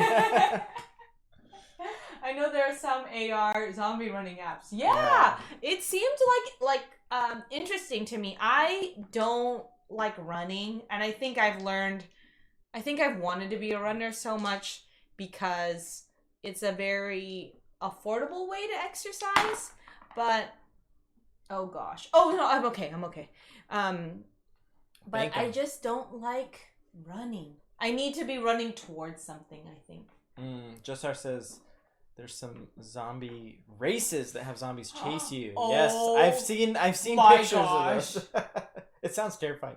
That's scary. Also, I had some coworkers. They did a zombie escape room that had a zombie that was like chained up by their neck, and so it was a regular escape room, but the chain on the zombie would slowly get longer, and then the zombie would get closer to you, and you'd have less access to the rest of the room. It sounded terrifying. And they went with a group, and they said some people were really freaking out about the whole thing. The zombie, obviously, it's an actor, and they can't touch you, but they can get really close. I think I just can't, like, fully... Like, I'm sure people would be like, this is cheesy. I know this person is acting, but I suspend my reality too much, and I'm like, this is too much. Didn't our friend do, like, they were part of, like, a haunted, like... not haunted mansion, but I no, it was an immersive theater experience for Halloween. Oh, yes, in Seattle. And it was a house, and they had actors, and they had all these different scenes playing on it. And one of the scenes that they had was in the house, and no one in the audience knew this, but they had one or two plants that were actors that were part of the audience. They were playing the role as part of the audience. And then there was a homeless person that came in asking for some stuff that was also an actor. But again, the audience didn't know this. They came in asking for things, and then I didn't get anything. You got 21. Yeah, sorry, I interrupted. This is 26, and these... You can get 2 cages. Okay, I'll do 2 cages. Sorry for interrupting the story. No. Anyways, and then later and then these refill, and you put your little tokens on them. Cool. And then later on, the actor who was playing the homeless person came back, and they like had a knife or a weapon, and anyways, that's messed up. They like attack one of the actors that was the audience person. Anyways, it escalates and gets really, really dramatic and scary. But it was all part of the play. This kind of immersive play experience that they did. It's like, how do you know? It's like, it's breaking that fourth like wall. I feel like I can't, that's like the most creepy thing for me. When like, because didn't you play a video game where like at one point like the video game tries to talk to you, or like it tries to like... Metal Gear Solid back in the day, they would read the first one would read your save file and then tell you about the games you've played. Yeah, that stuff like freaks me out, only because I feel like it's starting to play with the boundaries of like where the game is, or where the like the theater experience is, and I start like I start like I mean, I wouldn't want to go to everything. that immersive haunted house. That'd be scary. No way. So this is 2. So 1. But you have to like sign all these different documents before you go in and everything too. Whew. Crazy. But I'm sure like just like I said, very cool, very like a very interesting experience. Yeah, I'm glad stuff like that exists for like the people who want to experience. Well, and I think it's cool, like and it's a cool theater thing. Yeah. Well, and like it's that experimentation, right? It's really using the medium in a interesting way. I'm going into the forest again. The only physical activity I get. Oh yeah, there's a lot of love for Ultimate Frisbee. Cesar and Grizzly Diz. Did you play Ultimate Frisbee? Ooh, I'm banking the 4s. In college, I did. And I really enjoyed Ultimate Frisbee in college. I would play again as an adult. It's a fun game. I feel like I would be into it. Yeah. Are there leagues? Ultimate Frisbee leagues? I think there probably are. I don't know if I would be good enough. Yeah, I don't know if I would want to play on a league. It'd be too intense. I'd want to just play pickup games. Eternal Dark. I used to play with my friends. Ooh. My knees are in great shape at the moment. Taking the 8. Why is a couple of good tournaments I always wanted to go to. And the 2s. Yeah, I feel like Ultimate Frisbee. That's the type of like running is embedded in some sort of activity that like I forget that I'm running. Because there's like a game to it. But I'm gonna grab this cave bear. You can take this back. Oh, Earth's Gambit mentioned much. Eternal Darkness would do some crazy things when your character was getting scared and losing sanity. Eternal Darkness. Is that a video game? I haven't heard of that one. And then this has an action on it that I can use.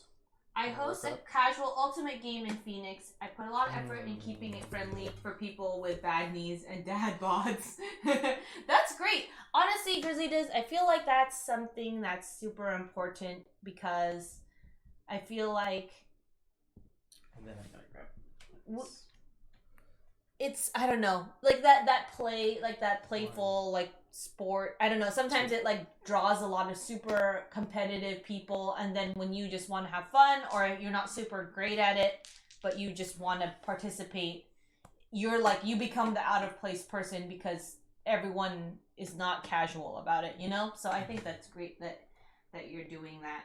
Casual. I'm all about the casual plays. That sounds intense. I always loved haunted houses, but I don't know about that one. Yeah, that one, it's like, it was really interesting to talk to him about it as an actor and what it took from that side of things. But I was like, I don't think I could participate in something that's too intense for me. Yeah, we love that it's so great to be friends with him because he does a lot more like experimental and like, I guess, indie productions or smaller productions in Seattle. So like, it's cool to hear about the different projects that he does and get to go to them too. But... He also used to work at Blue Highlight Games, Brandon Jar. So if you're still here. Yeah, if you're still here. Not anymore, but you might have run into him, but yeah, maybe once things pick up again, he'll get back because I think they it was a good side because load. It helped support some of his acting. Well, it's perfect because he could work in the midday and then at night he had shows. But while you catch up on chat, I'm gonna Man, that was a lot. Seattle has a pro team. I did not know that. Oh, of Ultimate Frisbee? Yeah. That's cool. I also don't know if I'm gonna try 2 in yellow. Grizzly just says, I host a casual game in Phoenix. Oh yeah, I read that. Yeah, I'm just trying to... Oh, because you didn't read it, sorry. Oh, the ultimate game is where you find people to play board games with. Yes, nice. I love that emoji there to them. For real though. And probably lots of leagues. The PNY has had good representation in the club scene. The leagues and pro scenes means there's plenty of casual pickups too. Just our Ultimate is generally pretty welcoming to new and inexperienced players. Yeah. Yeah. That's cool. You've been playing since the 90s. Maybe earlier. I learned in a sleepaway camp and then played in high school after asthma hit, killing my basketball career. Oh, shoot. Yeah. Yeah, 90s was big for Ultimate. Yeah. And I think that's when I learned about it in high school. Well, no, high school was post 90s. So, early 2000s. But I learned about it young, and I've always enjoyed it.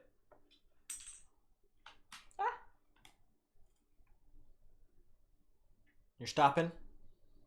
Yeah, because I'm not going to get to this, and I'm not going to get to those. Unfortunately, I need to, like, improve my camps. For real. Did you have any roles that could improve? You had a 2, right? Oh, yeah. Oh, don't forget to improve your camps. These ones. All right, where am I going? Where am I going? I want to do water. Yeah, I never really. I heard about people playing. I'm doing water. People playing Ultimate Frisbee, and I would see Ultimate Frisbee being played, but I never got into it. I think. Hi, Carol with 1 heart. I think this is the funny thing about me, and maybe this is being introverted, or this is, I don't know where it comes from, but I definitely, like, feel the need to be personally invited before I jump into something. And I think that's, like, I've been learning as an adult, trying to, like, not wait for invitations. Oh, that was close. I'm going to stop. That puts me at 12. Because there's a lot of things that I, like, really want to do, but I'm, like, waiting for permission or waiting for people to, like, invite me to do. So, like, an example, at least as an adult, I started trying rock climbing because I've always been interested in it. And I learned about it, or, like, tried it at, like, a camp, a 6th grade camp when I was younger. And in the camp that Andrew and I worked at, there was some rock climbing. But I remember thinking, I really want to do this, but I don't know. 23. Like, I'm a little nervous to, like, put myself out there. And I feel like Ultimate Frisbee probably falls in that same thing, where, like, I always saw people play it, but I just, like, had no in on it. And I think that probably is also with board games. Like, Andrew was super into board games, but, like, we didn't have any friends, especially any, like, female friends that were really into board games. And usually those who were, either, like, it was their spouse who was into board games, and then they would join in too. So that's, like, an interesting thing lately of just, like, me learning what games I like and making, like, my own connections of people who play board games and like board games. Separate from Andrew, because usually in the chat, it's usually me. And if Andrew is listening, it's because he's in the same room and it's, like, he can hear it. But I think that's the cool thing about Twitch, is, like, finding a lot of different people who like board games, because otherwise, like we said before, our friend group is our game group. But we started doing a few meetups. It just then the pandemic happened. Yeah. Okay, my turn. Let's see. Legends. Yay, Pia likes board games. We know Andrew likes board games. Lol.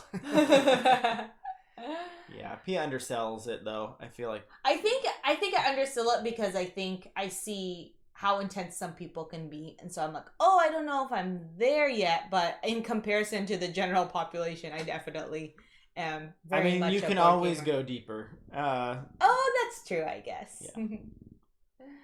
I randomly got Meetup looking for something to do and found the game a couple of years ago, and now I'm in charge of the Meetup. Yes. Who said that? Grizzly Diz, yeah. Oh, yeah. Surprisingly, board game groups have been the least welcoming meetups I've ever been to. I've kind of had a similar experience to Grizzly Diz. I've tried going to a few and to mixed results, and it's interesting. I listen to a lot of Board Game Barrage, and they oftentimes talk about, they're like, I don't know why anyone would ever try to introduce games to their friends. Just go to meetups and whatnot. And that's kind of their take on it. And then make friends at meetups. And instead of, they they like almost feel like it's morally wrong to try to not convert people, but like get We're people big to on enjoy games. converting Yeah, our friends.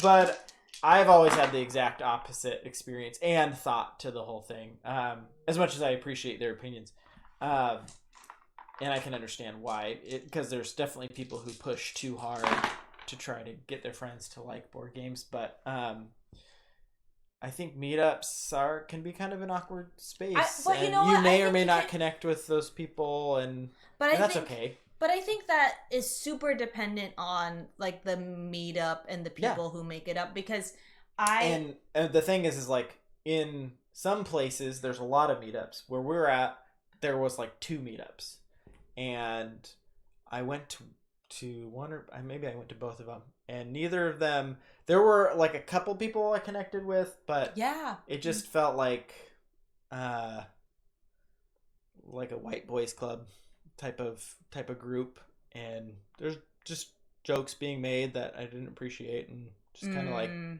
this doesn't feel like my people. I see. The type of people. Because I was gonna say the one time I went to the meetup, we actually met someone that was really great. Yes, And I felt like actually our group coming in were like the difficult people coming in, and I was like, that was the other awkward part about that one. Yeah. I was like, come on, people, you're here. I think that's the problem. We brought our friends to a meetup because we thought maybe that could help with the mixing. Mm-hmm. But I think we already had a pre-established group, and so that ended up kind of impacting how well other people could, as we say, buddy blend.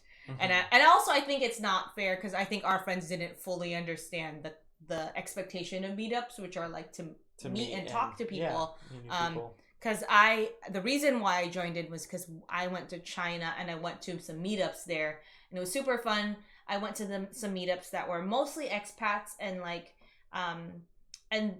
other Chinese nationals who wanted to play games like through a bridge language, like through English, and so it was very welcoming for me. But everyone there, like it's in Shanghai, so it's like not a transient community, but like everyone is used to meeting people and like introducing themselves, doing that small talk, which I find small talk to be very difficult.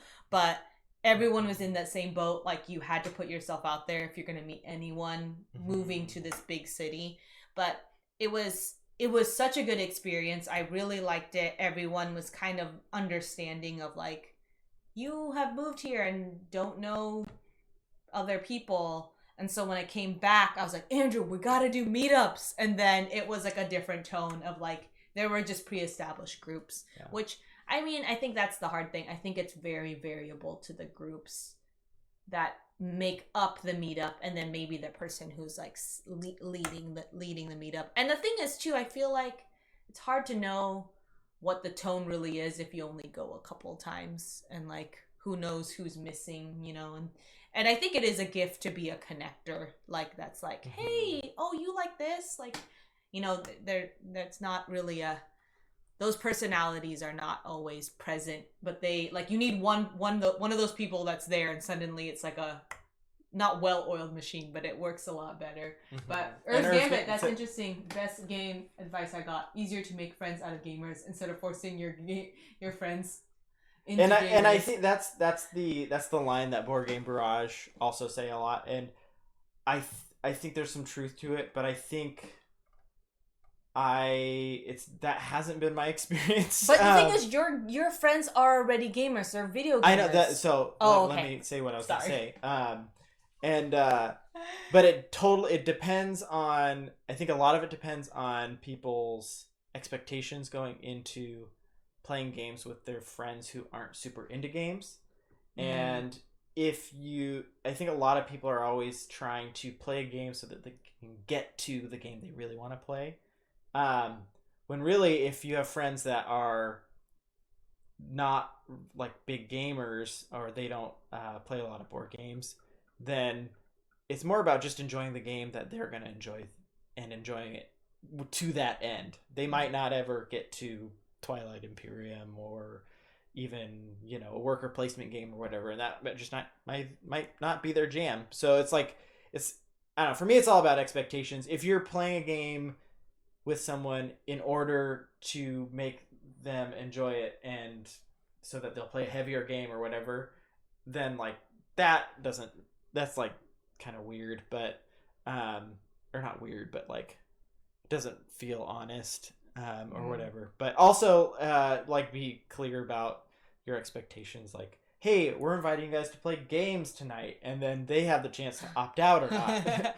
Versus like just forcing a game to happen, you know. Well, an example is I don't know if the Moy's still here, but his spouse, the Mrs. Moy, she is like definitely could, I think, handle a lot more complexity, but Andrew has, I think, found some good games that are really great thematically, which ends up being perfect because I typically like the games she likes. So it's like Dracula, Godfather, like usually like games based off of like stories that we are both really interested in.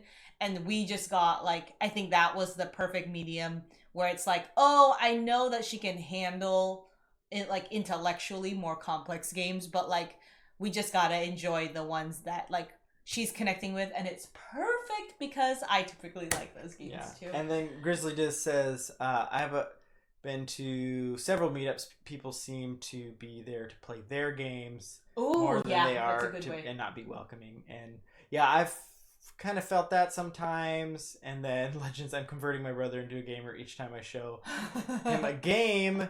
I can get him closer to the games I like because he's asking about them more. Yeah. And if people show interest, then yeah, keep showing them deeper and deeper games. But if they're not wanting another game, it's okay to just keep playing that game that they like. You know, it's learning games is its own hobby in a sense. Yeah, because some people have fun learning and just exploring the games, which is you, and there's some people who just like the how the game facilitates. Yeah, we have a good friend and hi Garlic. Oh, hi. We have a good friend, and him and his wife, they play a lot of board games, but they only own like 3 or 4 games. It's like Azul and Reef and a couple other ones, and they just replay those games a whole lot. And they're, I would say, just as much of a gamer and into games as any of us here on Twitch. Absolutely. But they don't enjoy learning games or researching games, and that's, I think, completely... Yeah, they'll play Illamont, like Azul. And the thing is, they play more games probably than us. Well, before Twitch streaming, but like I think Andrew was saying, like they definitely get like they are gamers too, and it doesn't mean having a big collection or playing those those big classic games that everyone talks about. And I think that's, for me, that's something that I had to like learn, because I'm like, I don't know any of these big games, and I'm like, Andrew's like, no, that you're still a gamer. Grizzly just says, I bought games I don't even like just because I knew they were good fits for friends. Yeah, yes! Welcome to my life. Grizzly Diz, I feel it's like half my collection. But not, I mean, I'm not going to buy a game I straight up don't enjoy at all, but there's like a small handful of the games that are like purely my pick, and they're the ones that oftentimes don't get played. So, but most of the time I'm thinking of people that I want to play it with. Sometimes, the people are PIA. Herbs Gambit says that's why I love how Eclectic Camel formats his meetup. He puts the game that will be played and you sign up. I really like that. I think, as Brene Brown says, clear is kind. I feel like I need to understand expectations. It helps my like introvertness and my like how much I'm like willing to put myself out there. So like if there's factors like I don't know the people that's going to be there, or like I'm playing with really competitive people, if I at least know the game, then I can kind of know what I'm signing up for. Yeah, that's a really great way to do it. And then Herbs, I feel like, and this is maybe Garlic, thank you. I'm glad that this is interesting. We're diving deep into meetups and kind of welcoming games and kind of how welcomed we feel and whatnot. Yeah. But one, I feel like, and maybe this is just an outsider's perspective, I feel like LA has a lot of great meetups for board games with like diverse groups of people who are playing them, because I don't know if that exists everywhere. And whenever I hear people from LA or Southern California, which Board Game Barrage also talks about meetups, they're like always talking about how great and welcoming and like they are, and I'm like, I feel like I just haven't like really had that experience. It's yet. the sun. It's the sun. I don't know what it is, but it just sounds like a great place to meet other gamers in that type of setting. Maybe it's the what is it? The Seattle the like Seattle Pacific Northwest freeze. Yeah. Anyways, I wish and if I could find one, then or you need to make your own. Maybe that's it. Yeah. The hard part is Andrew's not great with logistics, so Andrew knows his giftings. I'm fine with logistics. You don't love that part though. I think you're maybe using the wrong word. Okay, logistics isn't the word. I don't know, but planning. Yeah. You like to make ideas, and then there's people who like execute. Like there's people that are better at executing. I don't know. I've planned a lot of detailed events before. That's true. I think, Andrew has done a lot more. And I'm fine planning. with that. Yeah. I think it's something else. Yeah. Maybe like a team. You like to work with a team doing it. Yeah, at least have another person involved. That's true. That's probably it. John Sunday, I accidentally started a board game group when I worked at Netflix. I wore my Geek and Sundry tabletop shirt a few times at work, and my friend asked me to play a game with them, and we started playing, and then more people joined us. 10 years later, 10 of us still play games every Thursday. That is awesome. That's great. Daryl with an R. Was that a Brene Brown reference? Didn't expect that on Twitch tonight. Yeah, we're big Brene Brown fans over here. Big Brene Brown. Browners. Big Brene Browners here. Yeah, I mean, Andrew and I say that all the time. The clear is kind type, especially because I think we end up finding ourselves in like situations where we're like. We don't know. We did not expect that, and we're just like reeling from it. Or I need to like decompress. And that's one reason, and I kind of feel like a bit too much of a stickler on it sometimes. But I do previously, before the pandemic, would do a Wednesday board game night with our group of friends, and I was like pretty strict on that. It was a board game night, and like there were often times that people were like, "Well, let's play Mario Party," or "Let's play a split screen video game," or like kind of like board game adjacent activities. And every time that was suggested, I was like, you are welcome to make an event like that and invite people to it, but Wednesday night is board game night, and if you don't want to play board games, then don't come. Like, I wasn't that intense, but I was just like it's the barrier to playing video games is very easy for your we play video games a lot, and it's very easy to organize a night around that. But also, I think going back to the clear is kind, it's like, I want people to show up with the right expectations that this is what's going to be happening, and it's not about guiding it to this other thing that they want to do or whatever. Because like, they're ultimately going to be disappointed, right? Yeah, they'll be disappointed. I'll be frustrated, and it's like, you know what? Plan that event, I'll show up to it, and it's gonna be fun. But I don't want us all to be angry at each other. We can hang out 5 nights a week if it takes it. But no, LA has a big barrier into its gaming circles. Well, there you go. The news is here, fresh from the your theory has been debunked. And Daryl, I'm a moderately friendly. Well, we gotta go up to Seattle then. Yeah. That might be our bigger barrier too. Yeah, it wasn't as much of a barrier before we had the baby.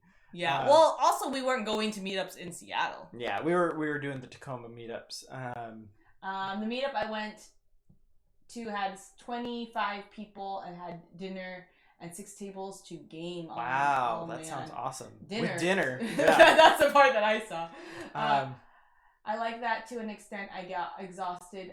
Always playing the highest. Yes, just sorry, we're like really behind, but that's the lightest common denominator player count on the table. Yeah, that is one thing I found, and until we started playing more games with each other, I had a lot of these light games, things like Splendor or whatnot, that just got played over and over again, and then I'd have these games that I wanted to play that just almost never got touched, and I would get pretty tired of the light games not pretty quickly, but after a number, they're light and they're just not as deep or whatever, and so I wanted something more. But that definitely is a factor. And when it comes to like playing board games with your friends who aren't big gamers, it's like you do need to make a gamer friend, either at a meetup or from online or something like that, because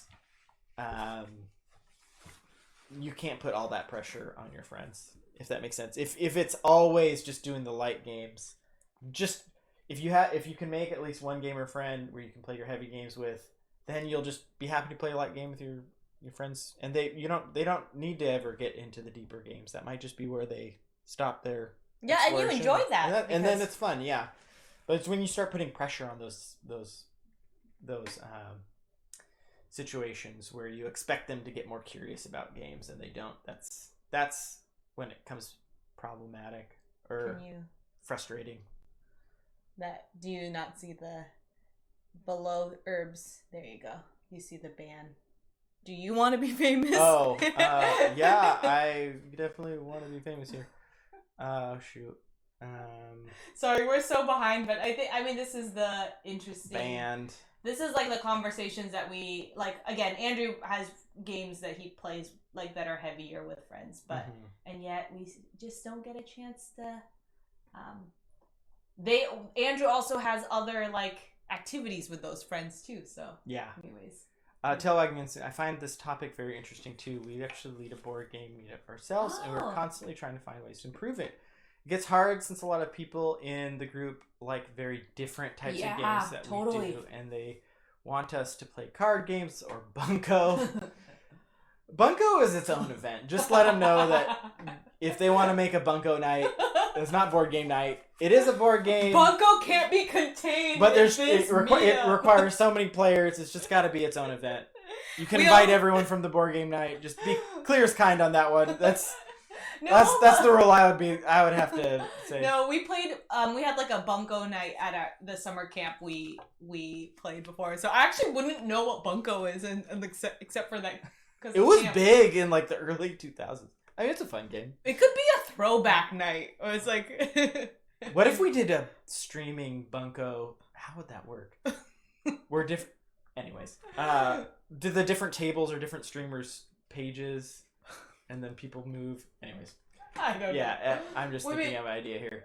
And then there's some talk about Mage Night. Oh, Mage Night! Andrew's got a story about Mage Night. Yeah, we're gonna get back to this game at some point, but we're gonna try to go quickly through. Here, just saw 2.5 years in England. Most of the time, it'd be player count was 6+. The magical 4 and 5. Yeah, four players is really the perfect number. You can do the negotiation games. You can do the Euro games. Our game night was Saturday night. We did shifts. We play heavy games. You show up at 4. If you play lighter games, you show up at 7. Oh, that's a great way to do it. And there's a kids table.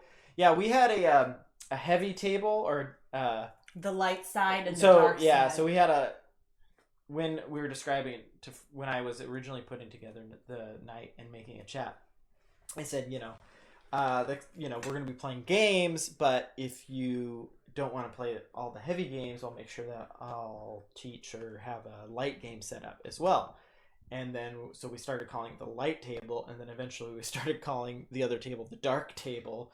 And so there's the light table and the dark table now. But there's big Star Wars fans in that group. Yeah. I don't know if you read this out loud, but Herb's Gambit, the local ones that I've been to in Los Angeles felt super welcoming with only simple and party games. The other heavier ones were super cliquish and unwelcoming. And I think maybe it's just part of heavy game culture or something. I don't know. What do you think? Do you guys think it's heavy game culture? Is it like just a lot of gatekeepers or? I think that was when we ran into a couple of one specific person that was super gatekeepery. I think that was when I'm like, I'm not a gamer. If this is what gaming is, then I'm not a gamer. Mm-hmm. And then Andrew's like, oh, but you like all these other games. Like, oh yeah, I guess so. But I think that was the bad experience we had. Mm-hmm. And I think that might have been also because you played with that person a little while, just trying to because that was the other person who researched games as much as you did and was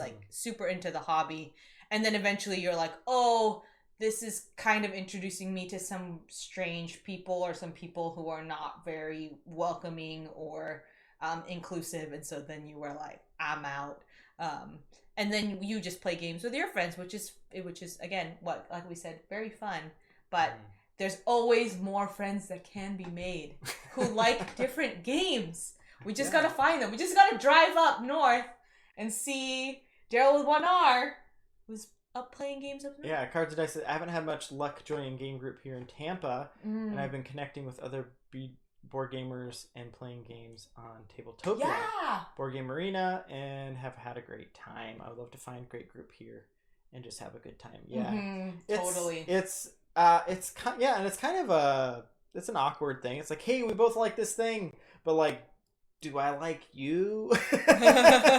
You know, and you're kind of, it's kind of like dating almost, because it's like you want to, because everyone has a different play style as well, and like some people like mean games, some people can't stand mean games. Well, but then also someone had said too, I think it was Ruel who said if they were going to play, and maybe I shouldn't say it's Ruel because I don't remember it, but like there were a couple people that were saying if you're playing a longer game and you don't know the person, it's kind of like a big gamble because you are spending like a couple hours with that person. Because that's what happened to you. You played with someone and they were okay, but they brought their friends in and their friends were not great, and Andrew was like, I won't be playing with them again. You know, like it's interesting.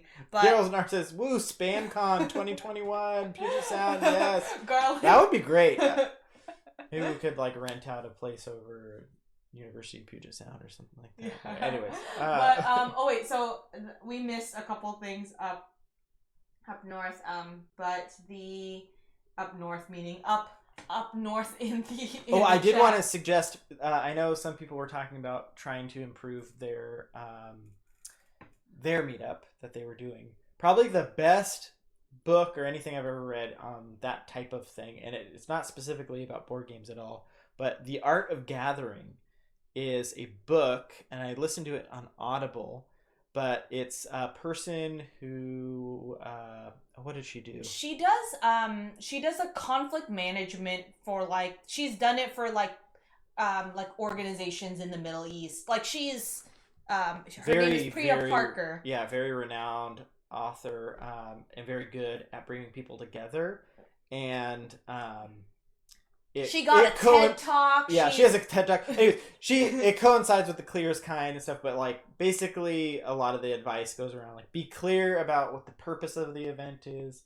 Like make sure that you're inviting the right people and also not inviting the right people, because there's such a pressure to just be like, yeah, everyone should come, but then you have 7 people and you want them to play a 4-player game, you know, or whatever the thing is. It's a really, really great book.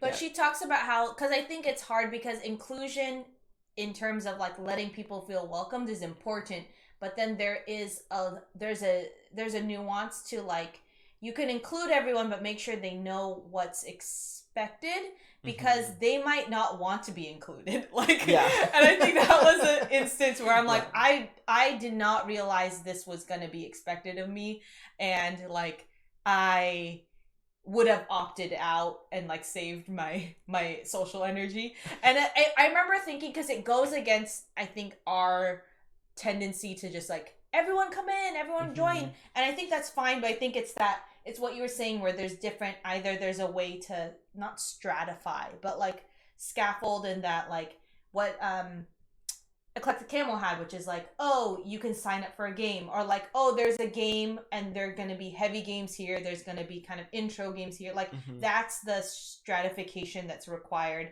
If you're going to be all inclusive, it's got to like have some sort of like clarity. But yeah, it's interesting because you were saying like that was your tug of war, because you want people to come, you were very much a more the merrier, until it became, as Jassar said perfectly, like the lowest common denominator, which ends up being like a party game. And it's like, I'm all for a party game night, but if they all turn into party game nights, then we never get to play the other games. And then also, sorry, we're way off topic now. But this is a really interesting conversation anyways. What was I going to say? Yes, we will come to Texas and play with you.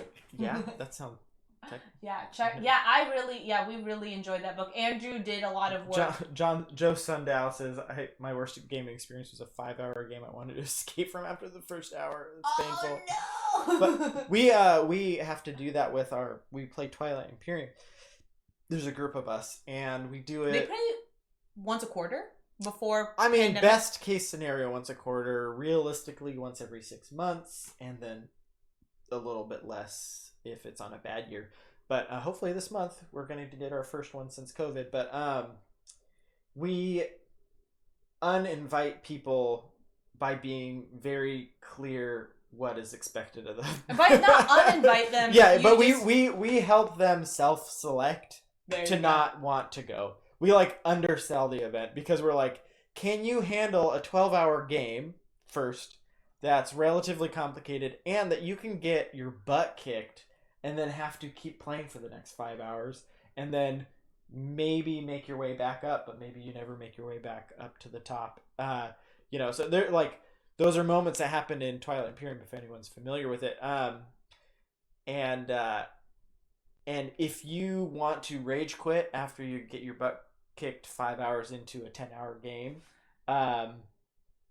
we don't want you there, and you don't want you there, and that's generally what we tell people. And we usually still have a full game, but here's the thing: how do you say that and not be like an asshole? Did that sound like an asshole? No. But like, I know that if it's done in the wrong tone, somebody like, oh, that group of people are like super cliquey. Like, I wonder, like, what's that? Yeah. How do you make that like land correctly? Usually, and the thing is, you guys only play with your friends and then friends of friends, so you guys at least know it is a bit each exclusive. other. Yeah, and we're welcoming anyone. I mean, the tone is like, if you think this sounds fun, then come over, and we want you to enjoy it. But also, if you know yourself well enough to know that you're gonna have a bad time while you're doing this, like, we'll play another game. Then, like, we'll schedule a game night. We'll play a different one. But, and that one is easier to do it with, just because of how intense that game can be. But yeah, and maybe that's the thing where it's like, I think it's providing an alternative, right? It's not just saying no, like you can't handle it, or like we're playing heavy games and you can't, like, because we've definitely, this is something that we saw some friends do, where they were underselling how hard a game was. And I was like, I don't know what this game is, but I've played games like it. And I was super worried about how the game was being described to our friend. And I was like, not super comfortable bringing up like, I don't know if that's a good representation of it. Anyways, that friend was like, I'll join. And then immediately during the game, like, she was like not having a good time. Like, she was like everything in her body language was showing that she didn't want to play. And then eventually Andrew's like, we can just, if you want to play a different game, you can. And she was like, yeah.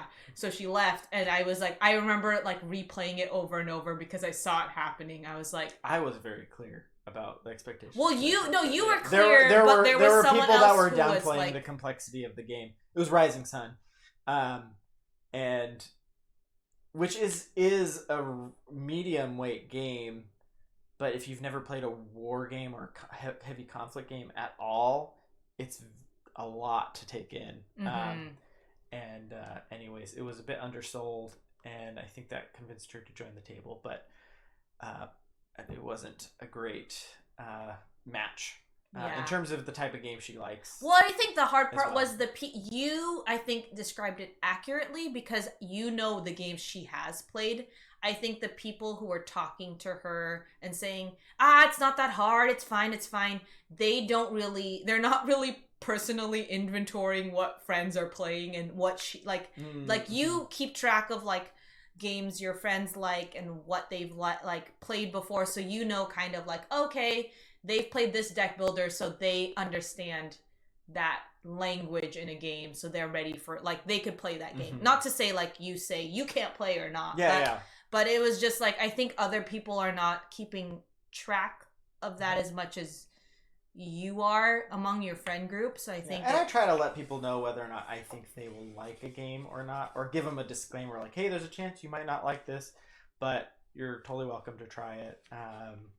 But that's the luxury of playing only with your friend group. Like, you couldn't do that in a meetup. With strangers, no. Anyway, sorry. Joe Sundo, so let's catch up on chat a little bit here. Joe Sundo said, I met some of my favorite board game friends on Twitter and then at a convention. And now I play at their houses outside of pandemic time. Actually, and honestly, connecting with people through Twitch and Twitter and Instagram and all that stuff, I'm excited to play games with people.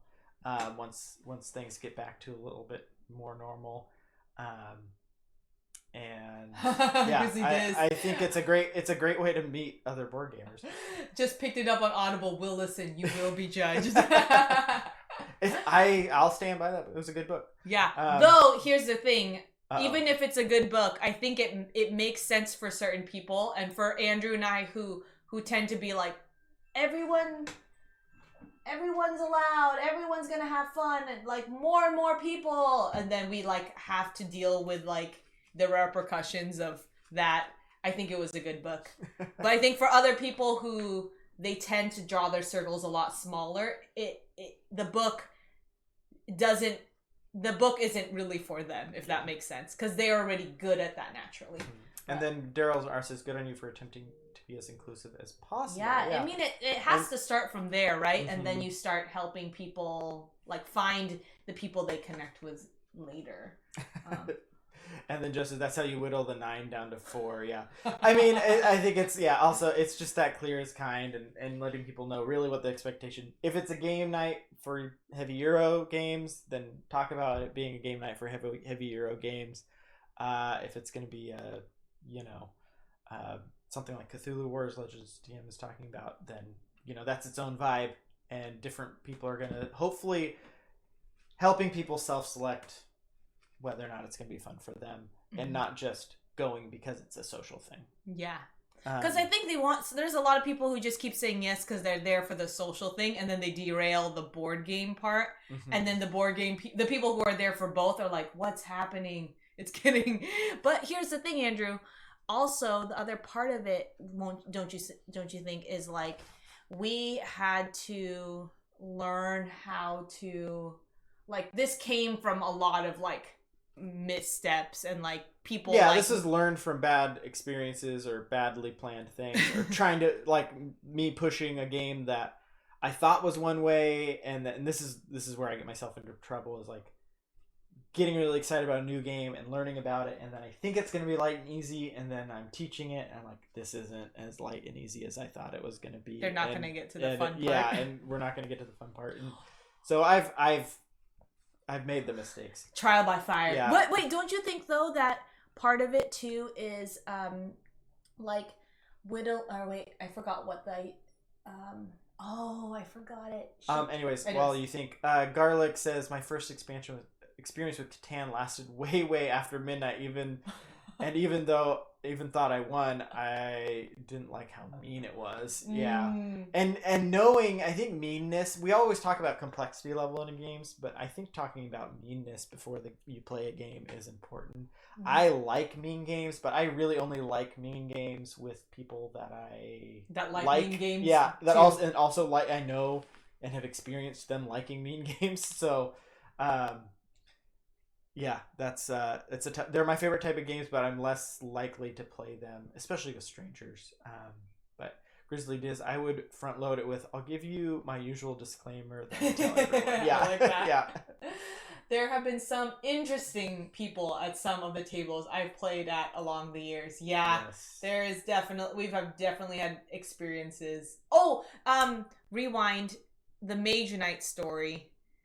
Because someone had said, like, explain the Mage Knight story. The example is that Andrew and our friend who moved to the area got into modern board games, around the same time. With Dominion. Yeah. Which we talked about earlier today. And so we'd played Dominion, we'd played Memoir 44, and then my friend was like, I'm really interested in solo gaming. It seems interesting and fascinating.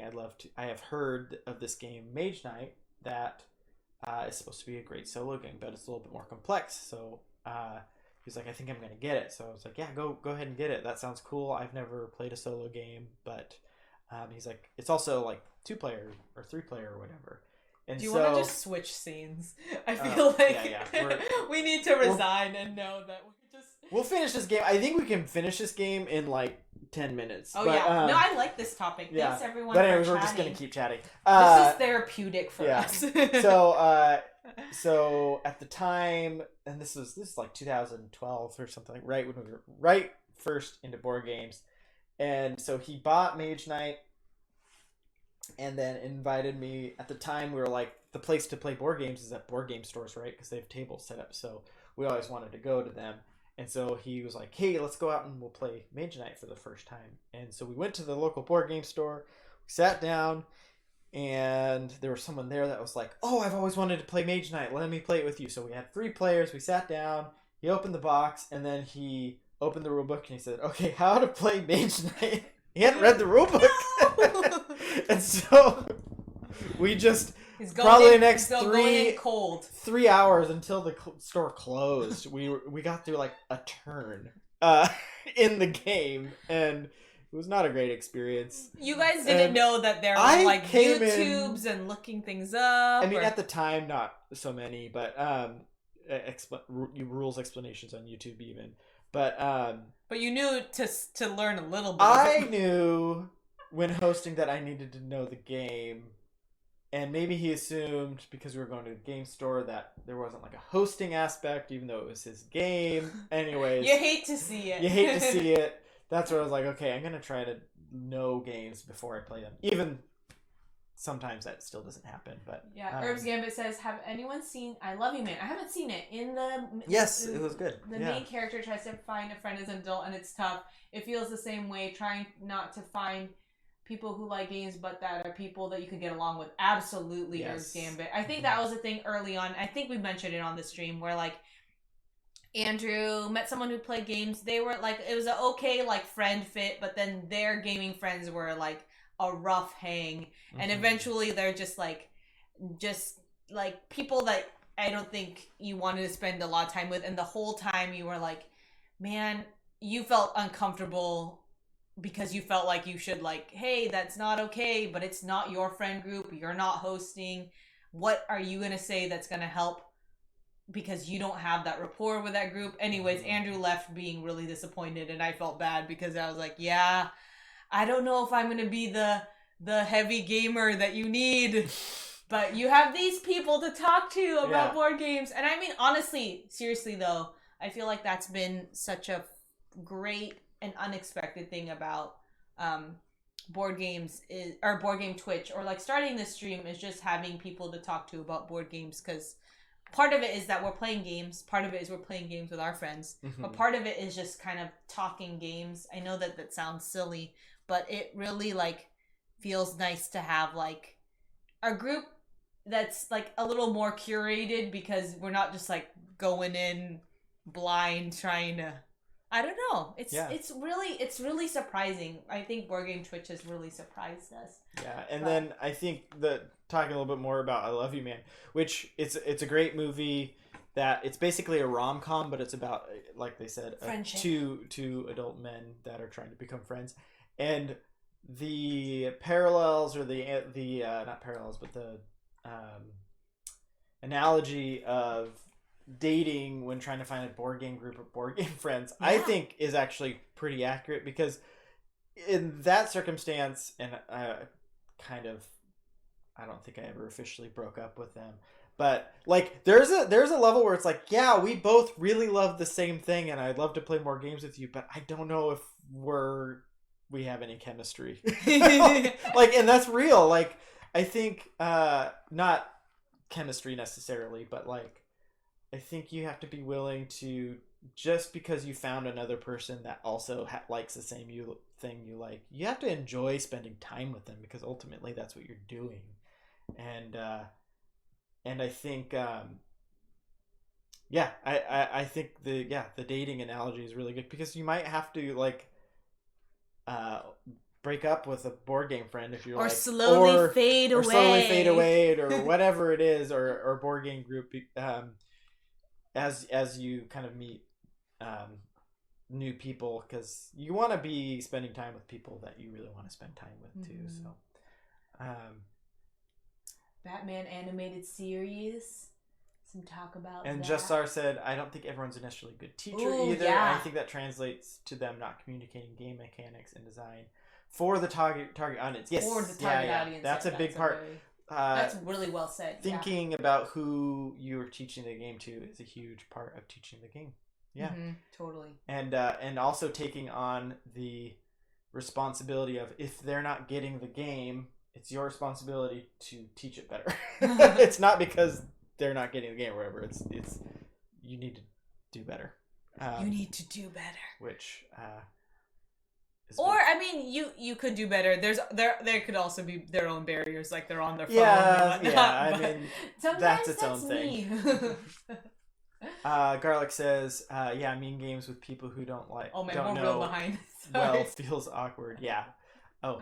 Whoa, okay. so we're sorry. Not gonna. All right, so we're gonna just skim through a few of these. Daryl's R doesn't like playing mean games with anyone, whether or not they know him. And that's then Garlic fair. says Mage Knight was kind of its own learning. Cliff, yes. Cliff, that's a good word too, man. I love all this. Justar had to teach games regardless of whether or not you knew the rules. That's great. John said I studied and memorized Battlestar Galactica alone until I could play without touching the rulebook. It was the only way we were ever going to be able to finish a whole game. It is a long game, and I think ultimately that's why I sold it. Made the mistake of selling it is because I bought it and then I bought the expansions, and each expansion is modular and adds different parts to it that I just didn't feel like I could ever teach it. And at the time, I didn't know that I knew anyone that loved it, and so come to find out I did, and I could have kept it, blah blah blah. Anyways, you didn't know them; they weren't your friend yet. Yeah, Brian Duke of Frank was my friend, and Moy was my friend, and I thought Duke of Frank wasn't yet, but anyways, sorry. Just or Joe Sundow. Did you just make up rules sometimes? No, I pick up rules really fast. I can attest to that. Jasar does teach rules well, and appears. I mean, you've got to learn rules quickly if you're that. Actually, maybe you don't learn rules.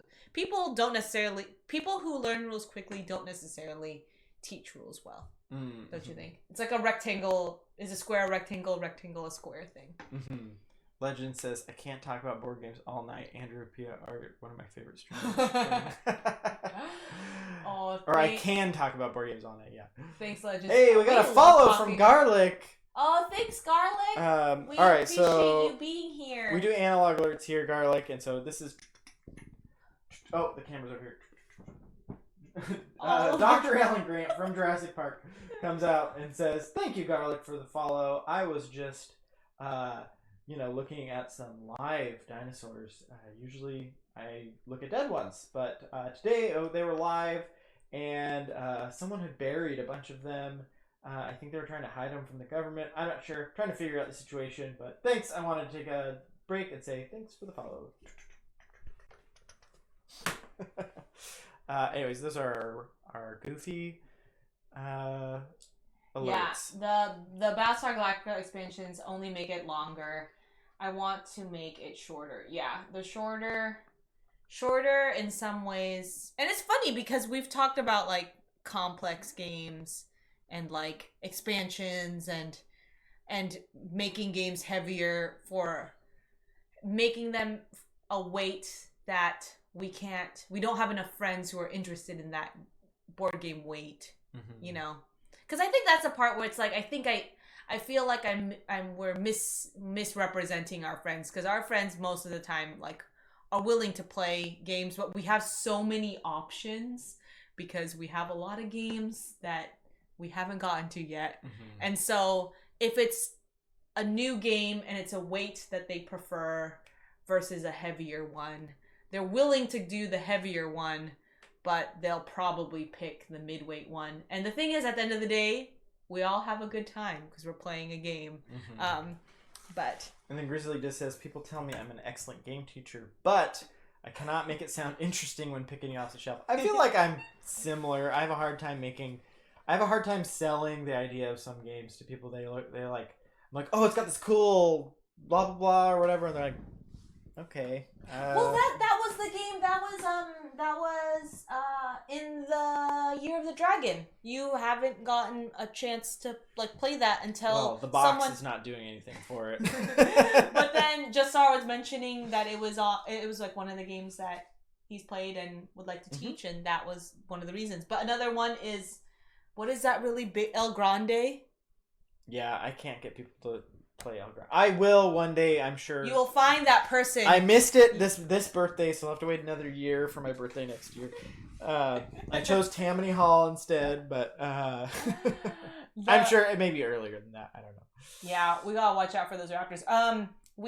Andrew, our kid is like starting to learn how to like hold things and manipulate things, and the other day Andrew said that he like pulled his binky out when he's laying in the crib and like grabbed it and like looked at it and like manipulated it, and Andrew was like, it's like when the raptors learned how to open the doors. Like, it's like he's growing more intelligent.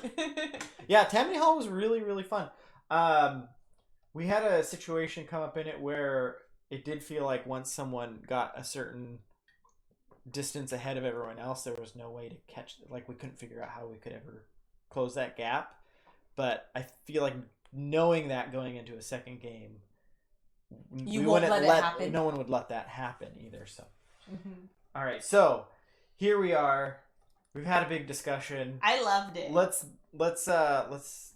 keep it going, but we'll switch to table mode. Yeah, and we'll. Whose turn was it? I think I went because stuff is over. Oh, here. okay.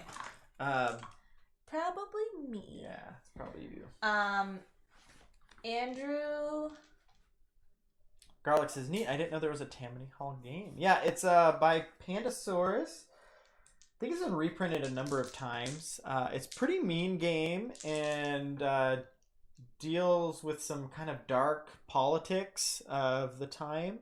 You're kind of playing the bad guys, so know that going into it. But really interesting area control game. But I'm guessing you're familiar with the history of it if you know what Tammany Hall is. Yeah, I was going to say, because I am not familiar with it. 4, and so there's 4 and 5. I think it's one of those games that needs the table to act against the leader. Yes, yeah. I think so. I don't think we realized how important that was, and we kind of let the leader get... Because when whoever becomes mayor each round gets 3 points, which doesn't sound like a lot in the context of other games or even this game, but in that game, it's huge, and it may not be... If they get 3 points twice in a row, which we let happen, then I don't know if you can really... You can't catch that. Because it's 3 points... Was that Duke? Was Duke the mayor?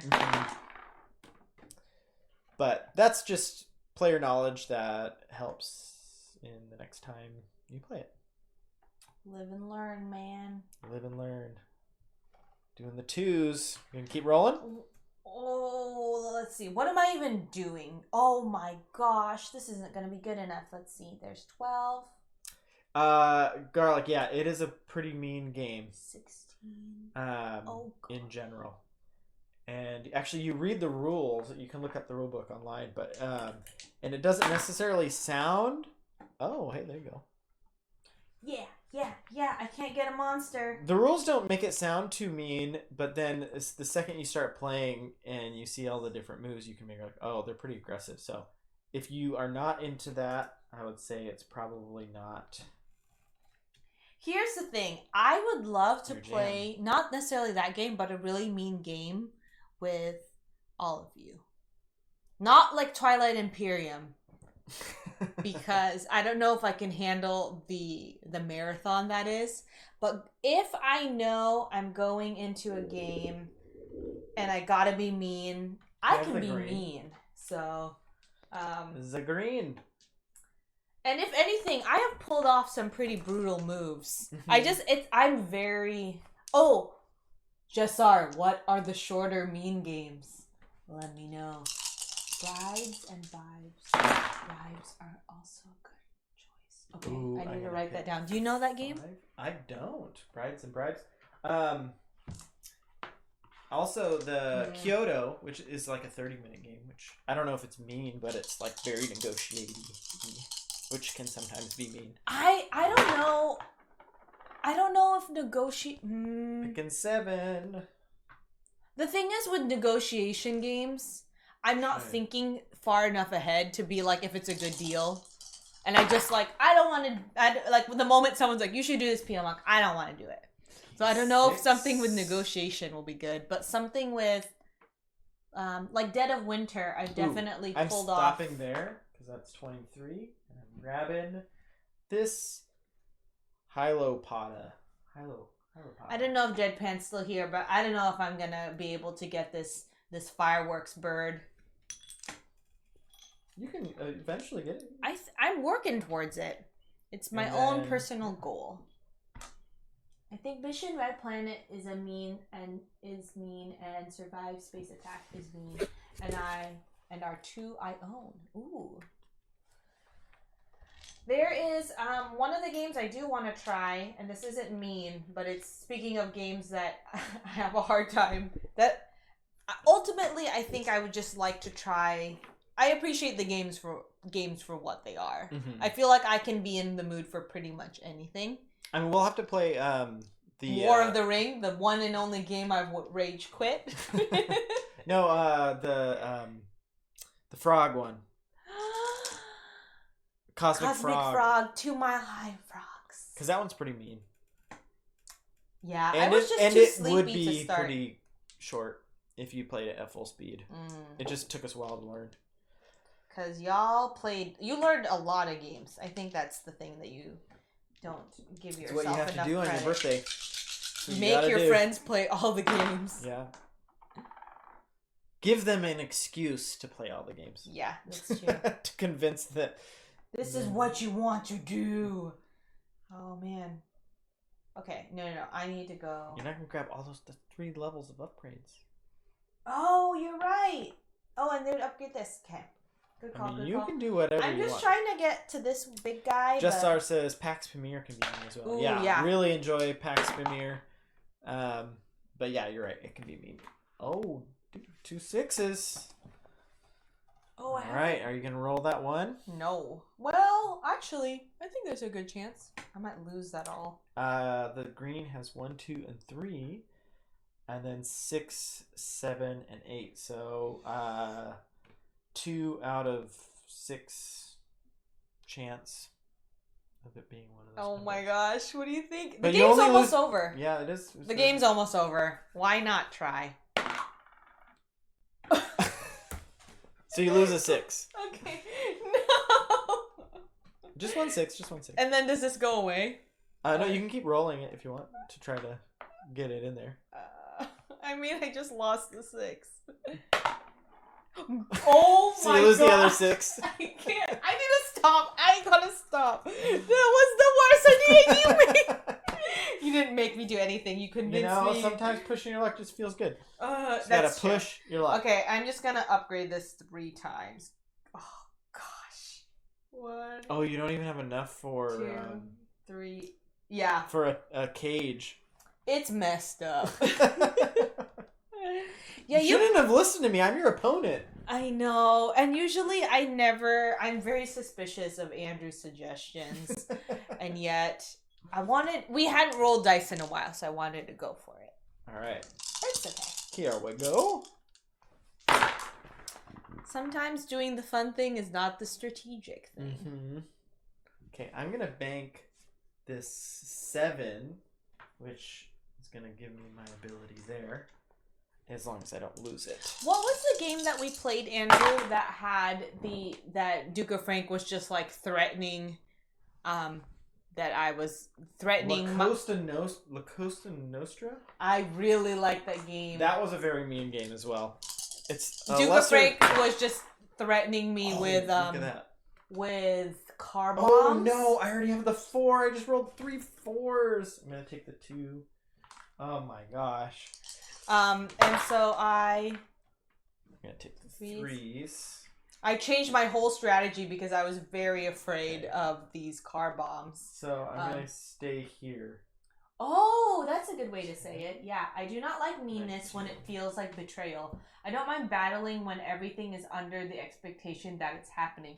For negotiation, I like Sidereal Confluence. Oh, that yeah. seem to reward the player who works best with others. Do you know that game, Sidereal? Yes. I haven't heard that explained in that way Grizzly does, but that makes a lot of sense to me. Yes, Sidereal Confluence is it actually plays up a ton of like 8 players. Whoa! And it only lasts, I think it's less than 2 hours because it's all negotiating and it's timed negotiating. You can keep it pretty consistent time or length. And You done? Yes, and then I'm going to level up. I like the dice mechanic in this game. addition. I like the dice mechanic in this game too, Legends. I'm having a lot of fun with it. This is definitely the perfect Monday stream game right now. But yeah, so it's basically every player in Sidereal Confluence has like some sort of engine that basically it's like turns white cubes into gray cubes or green cubes into blue cubes or whatever, and everyone has a different one, and at the end of your turn you just get a bunch of different cubes that can convert or whatever. But up until that point everyone's negotiating over different cubes and engines and stuff like that, and you can trade anything. So it's kind of a Euro game but also a negotiating game. Really interesting game, but we played it at Shucks. Oh, cool. Question, can I move... Does this mean that I move it up? I'm assuming that's what that looks like. Yes. Okay. You level up once. Okay. Herbs Gamer, City of Horror is the meanest game in my collection. City of Horror, have you... We had it, played it, then I think I passed it along at some point. I enjoyed it, but yes, so that's like everyone has to escape a zombie apocalypse and there's a helicopter coming, but whenever the zombies attack a certain place, then one person dies in that place, and I think you vote on who dies or something. It's like, yeah, that's tough. There's like a way that you basically are all choosing whose character dies. I can't remember the details of it. You know what? Here's a game that I usually don't like because I feel like it's really easy to gang up on people. Is that game that we played when we were camping? I do not like Dead Last. Is that the name? Is it Dead Last? Yeah. Yeah, I usually don't like that game because I feel like it's just a group of people who are like, let's get Pia, let's get Andrew. And I'm like, what's the point of it? But I think what worked for that game was that we had a couple of drinks and we were sitting pretty far away from each other. And we were also like, it wasn't like we were playing the game, but sometimes people were like a little distracted because someone would come up and talk to them and whatnot. And so like, certain people will be like, oh, you know, can you grab something from the car? And so they'll look away, and then everyone's like trying to like get people to switch. And I think we played with a bunch of people who are not super, like, they're not big gamers and they just want to be chaos. And I think that was really good because you can easily manipulate them to like helping your like yeah, Dead Last is a great part. I usually hate those games. And Legends, that was the one day. It's a 10. So if Pia ever rolls a 10, I can level this up. But she's never rolled a 10 in this game. I've never rolled an 8, so I've never been able to do that either.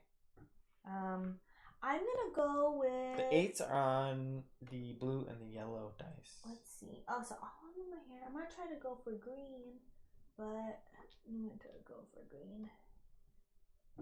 Daryl Thanar is heading to bed. Thank you for joining us. Thanks for spending your evening with us. Daryl yeah. Thanar. We're up late closing out Board Game Twitch for the night. At least for this for side. The West Coast. Yeah. For the There's still Australia. There's There's Hawaii. a lot of people waking up. Yep.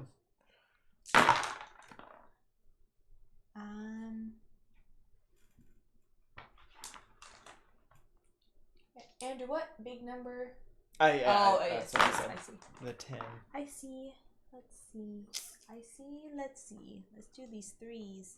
No, I need big numbers, but you gotta go. You gotta go high. Definitely take my advice. No, I'm gonna go with something small. I should have written that as my strategy. Just give Pia bad advice the whole time. Ooh, Oh, you can't do 3s. But I can do 1. And I'll stop there because it scares me. Because I can do 1 and I can do those 3s, right? Oh, yeah. So I can 14. turn 5 and then double 3, 1. You can get. Oh, I something can. out I there. got it. I got 2. I maxed out this camp. Yeah, that's what I was going for. Oh, okay. You can get that. Oh no, you're Herbs gonna get Bandit. all of that. Gambit is going to bed as well. Thanks for hanging out, Herbs, and thanks for chatting about.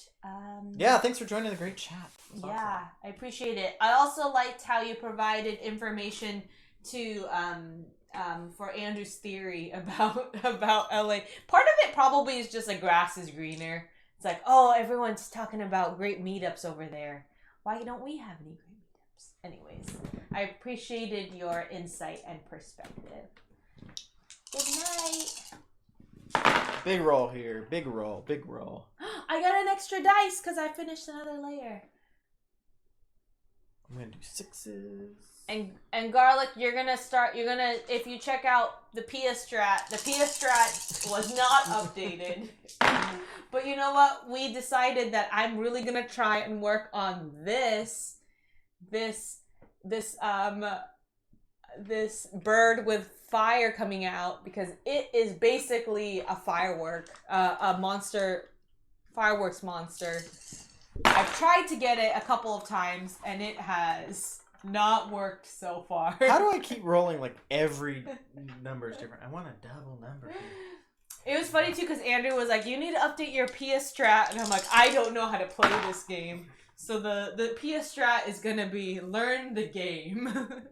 Oh man. Okay, so I've got 1, 5, 3, and 6. So really, I probably should stop rolling. So what's my number here? 12, 18, 24. I'm the green. Oh, but I could get 26. But I already have enough for the Boofamorph. But I could get the Hylopoda. Thanks everyone for staying up I'm gonna try it. Watching us. Of course, I lose a 6. Draw out this game. I'm gonna just end there. So I've got 12. You were smart. You 18, cut yourself off. Which is enough for the Boofamorph still. Oh, what's this? I've never gotten this symbol before. It is. It blocks the. I'm guessing it. Once per turn on a missed throw, you may improve your matching camp immediately. It doesn't matter if it was your turn or someone else's. Oh, and I had one of those, but I wasn't. Oh, but I get to improve blue because I had a missed throw. Booyah! And then my Boofamorph coming in hot. Oh yeah, we haven't been the Hylopoda, the Fox Fiend, the Paturi, the Kukagi. Oh, here we go.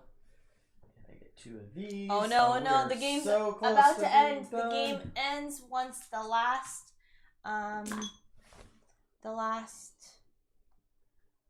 at the end of the round. At the end of the round, yeah. okay. So you'll get to go. Green. Okay, I'm going for Legend. Yeah, some of the monsters have great abilities. That's very true. Yeah, I haven't I got to use this ability. That was pretty fun. Man, I want to work on my strat, but I really don't think it's a good idea. Let's see, it's blue. Well, I have 5 dice with it. No, I have to go for my Your big one. My big boy. Go now. Hydrate. Ooh. Joe Sundown. You just got a little bit left. 6. Okay, so 6, 7, and 8. So I can roll 8 now. 3, 4, 5, 6, 7, 8. Wow. This game is great. The dice throwing is very fun in this. Okay, I'm gonna get 7. Okay. Oh my gosh, look at all those 6s. You could get. I mean that. You're just gonna grab the 7. Huh? Interesting. Andrew. Actually, grab the 7. Grab the 7. I feel like you're tricking me. Oh wait, I can't Trickery, level. Because trickery, 7 trickery. levels up my greenery area, but I'm fully leveled. I don't know when I'm going to be able to roll 6 or 3 6s again. That's pretty good for a high number. No, because 7, I mean, I won't. The only higher number is 8, so that really maxes out. Okay, come on, please, please, please, please, please. Oh my gosh, see, this is exactly. Oh, it's still rolling. It's still rolling. It's still rolling. It's still rolling. Wow, that was the longest dice roll I've ever seen. Okay, the 2. I'm gonna get the 2 5s. Joe Sundo says, I was doing something. I haven't heard of Warehouse 13, but I mainly like BSG for the theme. Joe, do you like Battlestar Galactica? I mean, I'm guessing guessing he has to. If he likes Battlestar Galactica for the theme, who maybe... likes the game for the theme but doesn't watch the show? Well, maybe he likes the theme of sci-fi. I did get my 2 camps for the green. The green being maxed out. Yes, thank you, Legends. Legends, don't point that out. No, I don't want to win by cheating, by Andrew missing something. Yes, we love the Battlestar Galactica show as well. We're lucky enough. I did sell my copy, which is biggest gaming regret, but we're lucky enough to have a friend who has a copy, so we still have access to the game. We watched Battlestar Galactica when we first started dating. And it's a wild ride because I think Andrew had already seen it and he doesn't like rewatching shows, but unless I'm showing people. Unless you're showing the show. You're sharing the show with someone.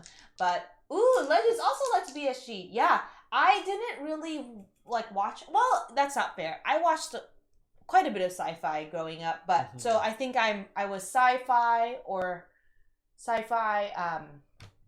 primed to like sci-fi, but the oh no, okay, sorry, I'm like getting all thrown off, but it was really fun because Andrew's like, it's just fun to see your see my like response, like all my like opinions about characters and whatnot. Let me double check what I'm trying just to sorry, I like the episodes of BSG unaffected by the writer's strike. Yeah, they did take a break. That makes sense. Yeah. Including the campy pre-reboot episodes. What were the pre-reboot episodes? Is that the like mini-series? Yeah, I liked all of it. Oh my gosh. I know the last 29. season's a bit controversial. Some people didn't like it, but I liked it all the way to the end. Oh, 29. People have recommended Dark Moon as a shorter BSG game mechanically, but it doesn't have the theme, so I'm not that interested. Yeah, there's something about the way they implemented Battlestar Galactica's theme, especially just like the character abilities and how accurate they were to the show, that just like is kind of magical. I would love to see a second edition someday, even though it'll probably never happen because the license has moved on. But I feel like there's got to be a publisher out there that just sees that Battlestar Galactica is being sold for like $150 these days, and they're like, I mean, the demand is there for sure. Just Star said that there was something else that was. Yeah, Warehouse 13 is also sci-fi. Oh yeah. Joe says it's important to think not to think too hard about whether things make sense in Battlestar. Yeah, that's true. Suspend that reality. Yeah. I mean, some of the ending characters and what happens to them and who they reveal themselves to be makes a little bit less sense and are a little unsatisfying. I get that, but I still liked it until the end. But I like to like things. You do like to like things. I made a vow not to watch and get attached to a Netflix original show, as they always cancel them. Yeah, I just heard, what was the one that they recently canceled that a few of my friends were upset about? And I was like, well, maybe I won't watch it now. Joe's working on some stuff for Benita's stream. Well, thanks for helping out with that, Joe. That was a really awesome event. Yeah, it was such a cool event. Altered Carbon Sense 8 Dark Moon. Wait, are all of these suggestions These are all canceled Netflix shows. canceled? Oh no, R.I.P. Yeah. Are any of those the ones that you were mentioning, Cards and Dice, about shows? There's something nice about I think the hard part is like if they're gonna just cancel them, like tell them so that they can write a nice tight season show, and like don't do that to us, Netflix. Also, I'm really torn, Andrew, because I can get the Draco Chelona. The Draco Malfoy. But I could try and go for the fireworks one. I just don't think I'm gonna win. So I feel like I should roll the dice, but let me double check. Gotta roll the hard 6. The thing is, I already have a 6. It's gonna be bad. It's not gonna work. Because that I wouldn't be able to get it for the like a 1 and a 2 is what I would need. I've heard good things about Altered Carbon, both the book and the show. It's definitely been on my list. Okay, I'm out. I'm picking. You're picking up. You're not going for the fireworks? No. How could you? That was your whole strategy. That was my whole strategy, but I did not type it. I did not tell Moobot, so I'm not bound to Moobot. I'm gonna go here. I really wanted to try and get this, but there's nothing left, right? So I'm gonna get this. All right. I got another turn. Yeah, I thought you were gonna end it. Thought you were gonna end it. Second season is decent. They intermix story from all 3 books into the first, so they had less content for the second season. Oh, why they do that? Or at least less direction when it was already written. I read all 3 books. They're great. Oh, it's worth just watching the first season. Oh man. Okay, maybe that should be 6. because we're watching Schitt's Creek, and then we usually want a different mood show. Oh no. Altered Carbon might be a good one. Sometimes 6s. they do it to keep cast members relevant. Oh. Huh. Starting strong here. I'm gonna go with the 4s. Thanks for hanging out, everybody. This is a great way to Gotta take the 2. approach birthday day. I'm gonna take the 5. Oh my gosh. Come on, Blue. Stop rolling 1s. 1. Oh gosh. It's a 7. Hey! 7. I'll take the 7. My birthday is a little over 6 months away. Looks like Battlestar Galactica is on Tabletop Simulator, but not licensed. I don't know if people want to use Tabletop Simulator for 4 hours. Oh, that's true. Oh my gosh, Pia, I'm at 34. You were trying to get the fireworks bird. Yeah. That's messed up. It's a little messed up, but it was the messed up move I was willing to do. Alright, I've got 34. I'm gonna get... Better download it before they take it away. Like the Pokemon Wingspan reskin. What? Wait, were there Pokemon in Wingspan? And then I'm gonna get this. Maybe that would make me... No, Andrew has ended the game. You still get a turn, though. Because we all get the same number of turns. Okay. Count up. What's this? What's this? What's this? What's what? You get to steal... It's a one-time thing where you steal one of my cages. Okay. Give me one. That's the one-time thing, and then I'm going to roll. And what's my highest roll? Green. Okay, I'm going to go for green. Was there a rescreen where you recorded Pokemon instead of attracting birds? I think I like that. I think I'm very into that. Is it Pokemon? Is it like the bird type Pokemon, or is it all Pokemon? I need to see this. I need to see a picture of this. I remember being younger and wishing Pokemon was real so hard. Like I remember. Oh, thank you, Jassar. I remember like laying in bed and just like wishing and like hoping and like praying that Pokemon like would somehow exist at some point.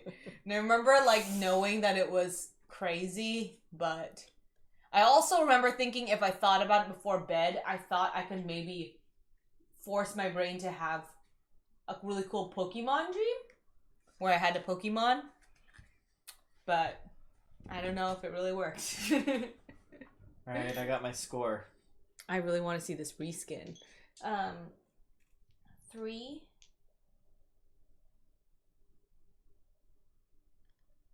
6. Can you pass me 7 die? 1, 2, 3, 4, 5, 6, or 6. 7, dice. 8. Because I have 6, 7, 8. Perfect. Yeah, I that's the thing. I know Battlestar Galactica is all playable there, and I doubt they'll ever take it down. But from Tabletop Simulator, but also yeah, it doesn't seem like the type of game that really thrives on Tabletop Simulator unless everyone brings their computer around and plays in person. But everyone I think has they're allowed in chat. Just yeah. sorry. Yeah, links are allowed. Yeah.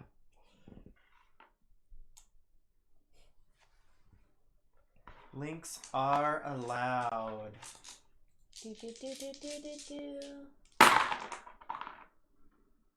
Oh, yes, this is what I hope for. Look at all these 5s. Yeah. Okay, let's see what I need. 5, 10,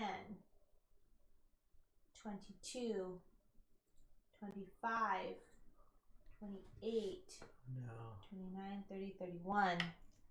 31. Okay. You're so close. Gosh. I think But only 2 numbers represented. So I think this is your it'll best be chance. good. This is my your best best chance. I don't have 4. I have it. Right? Yeah, 31, 35. I have it. Okay, next time I need to make a note. I need to tell Deadpan that I got the fireworks bird. And then that's it. Mm-hmm. So, count up all the large numbers on your face-up cards and the small numbers on your face-down cards. And that's your score. This is... Okay.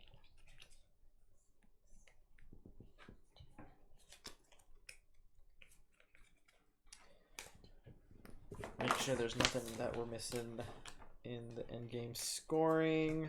This is always...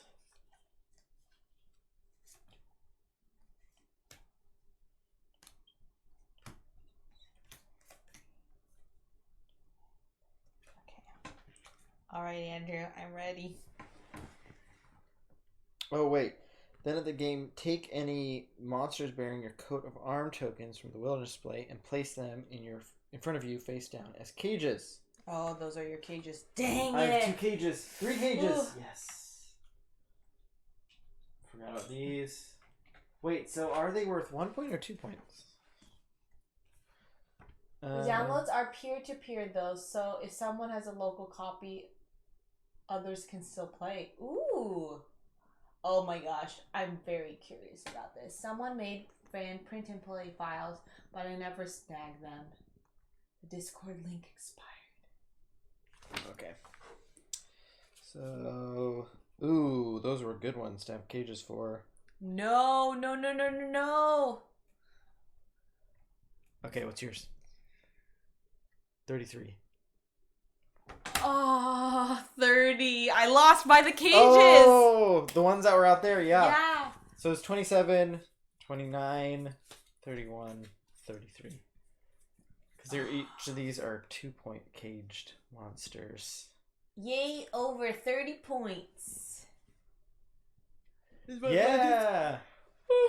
Yeah, I had 27 before I got the ones that were... Your tokens weren't on any? I didn't really get those. Ah, bummer. That was fun. So close. I really like this Yeah. game. It's very light. It's not more than it's trying to be. Well, and I think what I like about it too, and this is what I imagined it, I felt like we would be chatty. We're usually chatty. We're usually even more chatty on Mondays. And so I wanted to pick a game where if I, like, that I didn't really have to I would be Grizzly Disc. forgetting. It's a bit long though. Yeah, I think it was probably like 30 minutes of actual gameplay. Classically, we extended that out to 3 hours. We actually, that is what we do. We usually like triple the time. The thing is, we could play a 2-hour game, which we have before, and it's the same amount of time. We just fill the extra space with chatting. Yeah. I love it. And then there's a Discord link. Is But that our Discord link? But this is great. I'm really glad we played it. It's exactly what I hoped it would be, which is a game that I didn't have to think about my strategy for too long because I was gonna forget it. But thanks everyone for staying up and watching us draw out a game for a very, very long time. It's quite a fast game, but enjoying the chat makes the game longer. Yeah. For sure. We are gonna raid. Oh, thanks for sharing that, Jasar. Yeah, we gotta figure out how to update that link. I think the links is it expire broken again? Okay. Yeah. We'll throw in a new one actually. We're not very good at it, but we'll update that offline. Because Jasar had already put it up, so. Oh, but you said it didn't work. No, the one that's on ours is not working. Oh, got it. Okay. But I can't wait to see this Pokemon one. I like Wingspan, but I think I'm gonna like it more with what's the term? With top or bottom? Top. I think I enjoy it more with Pokemon. Wingspan with Pokemon? Yeah, that would be fun. I think Wingspan is just a great light game. But thanks again. Yeah. See y'all in Discord and or Thursday. And thanks everyone for joining in. That conversation was great because you all joined in and shared your experiences. We're glad to have people to talk board games with. Yes. It's it's the best part of our 2020. Or 2021. Yeah, 2021. Yeah. All right, here we go. Bye, everyone. See you over there.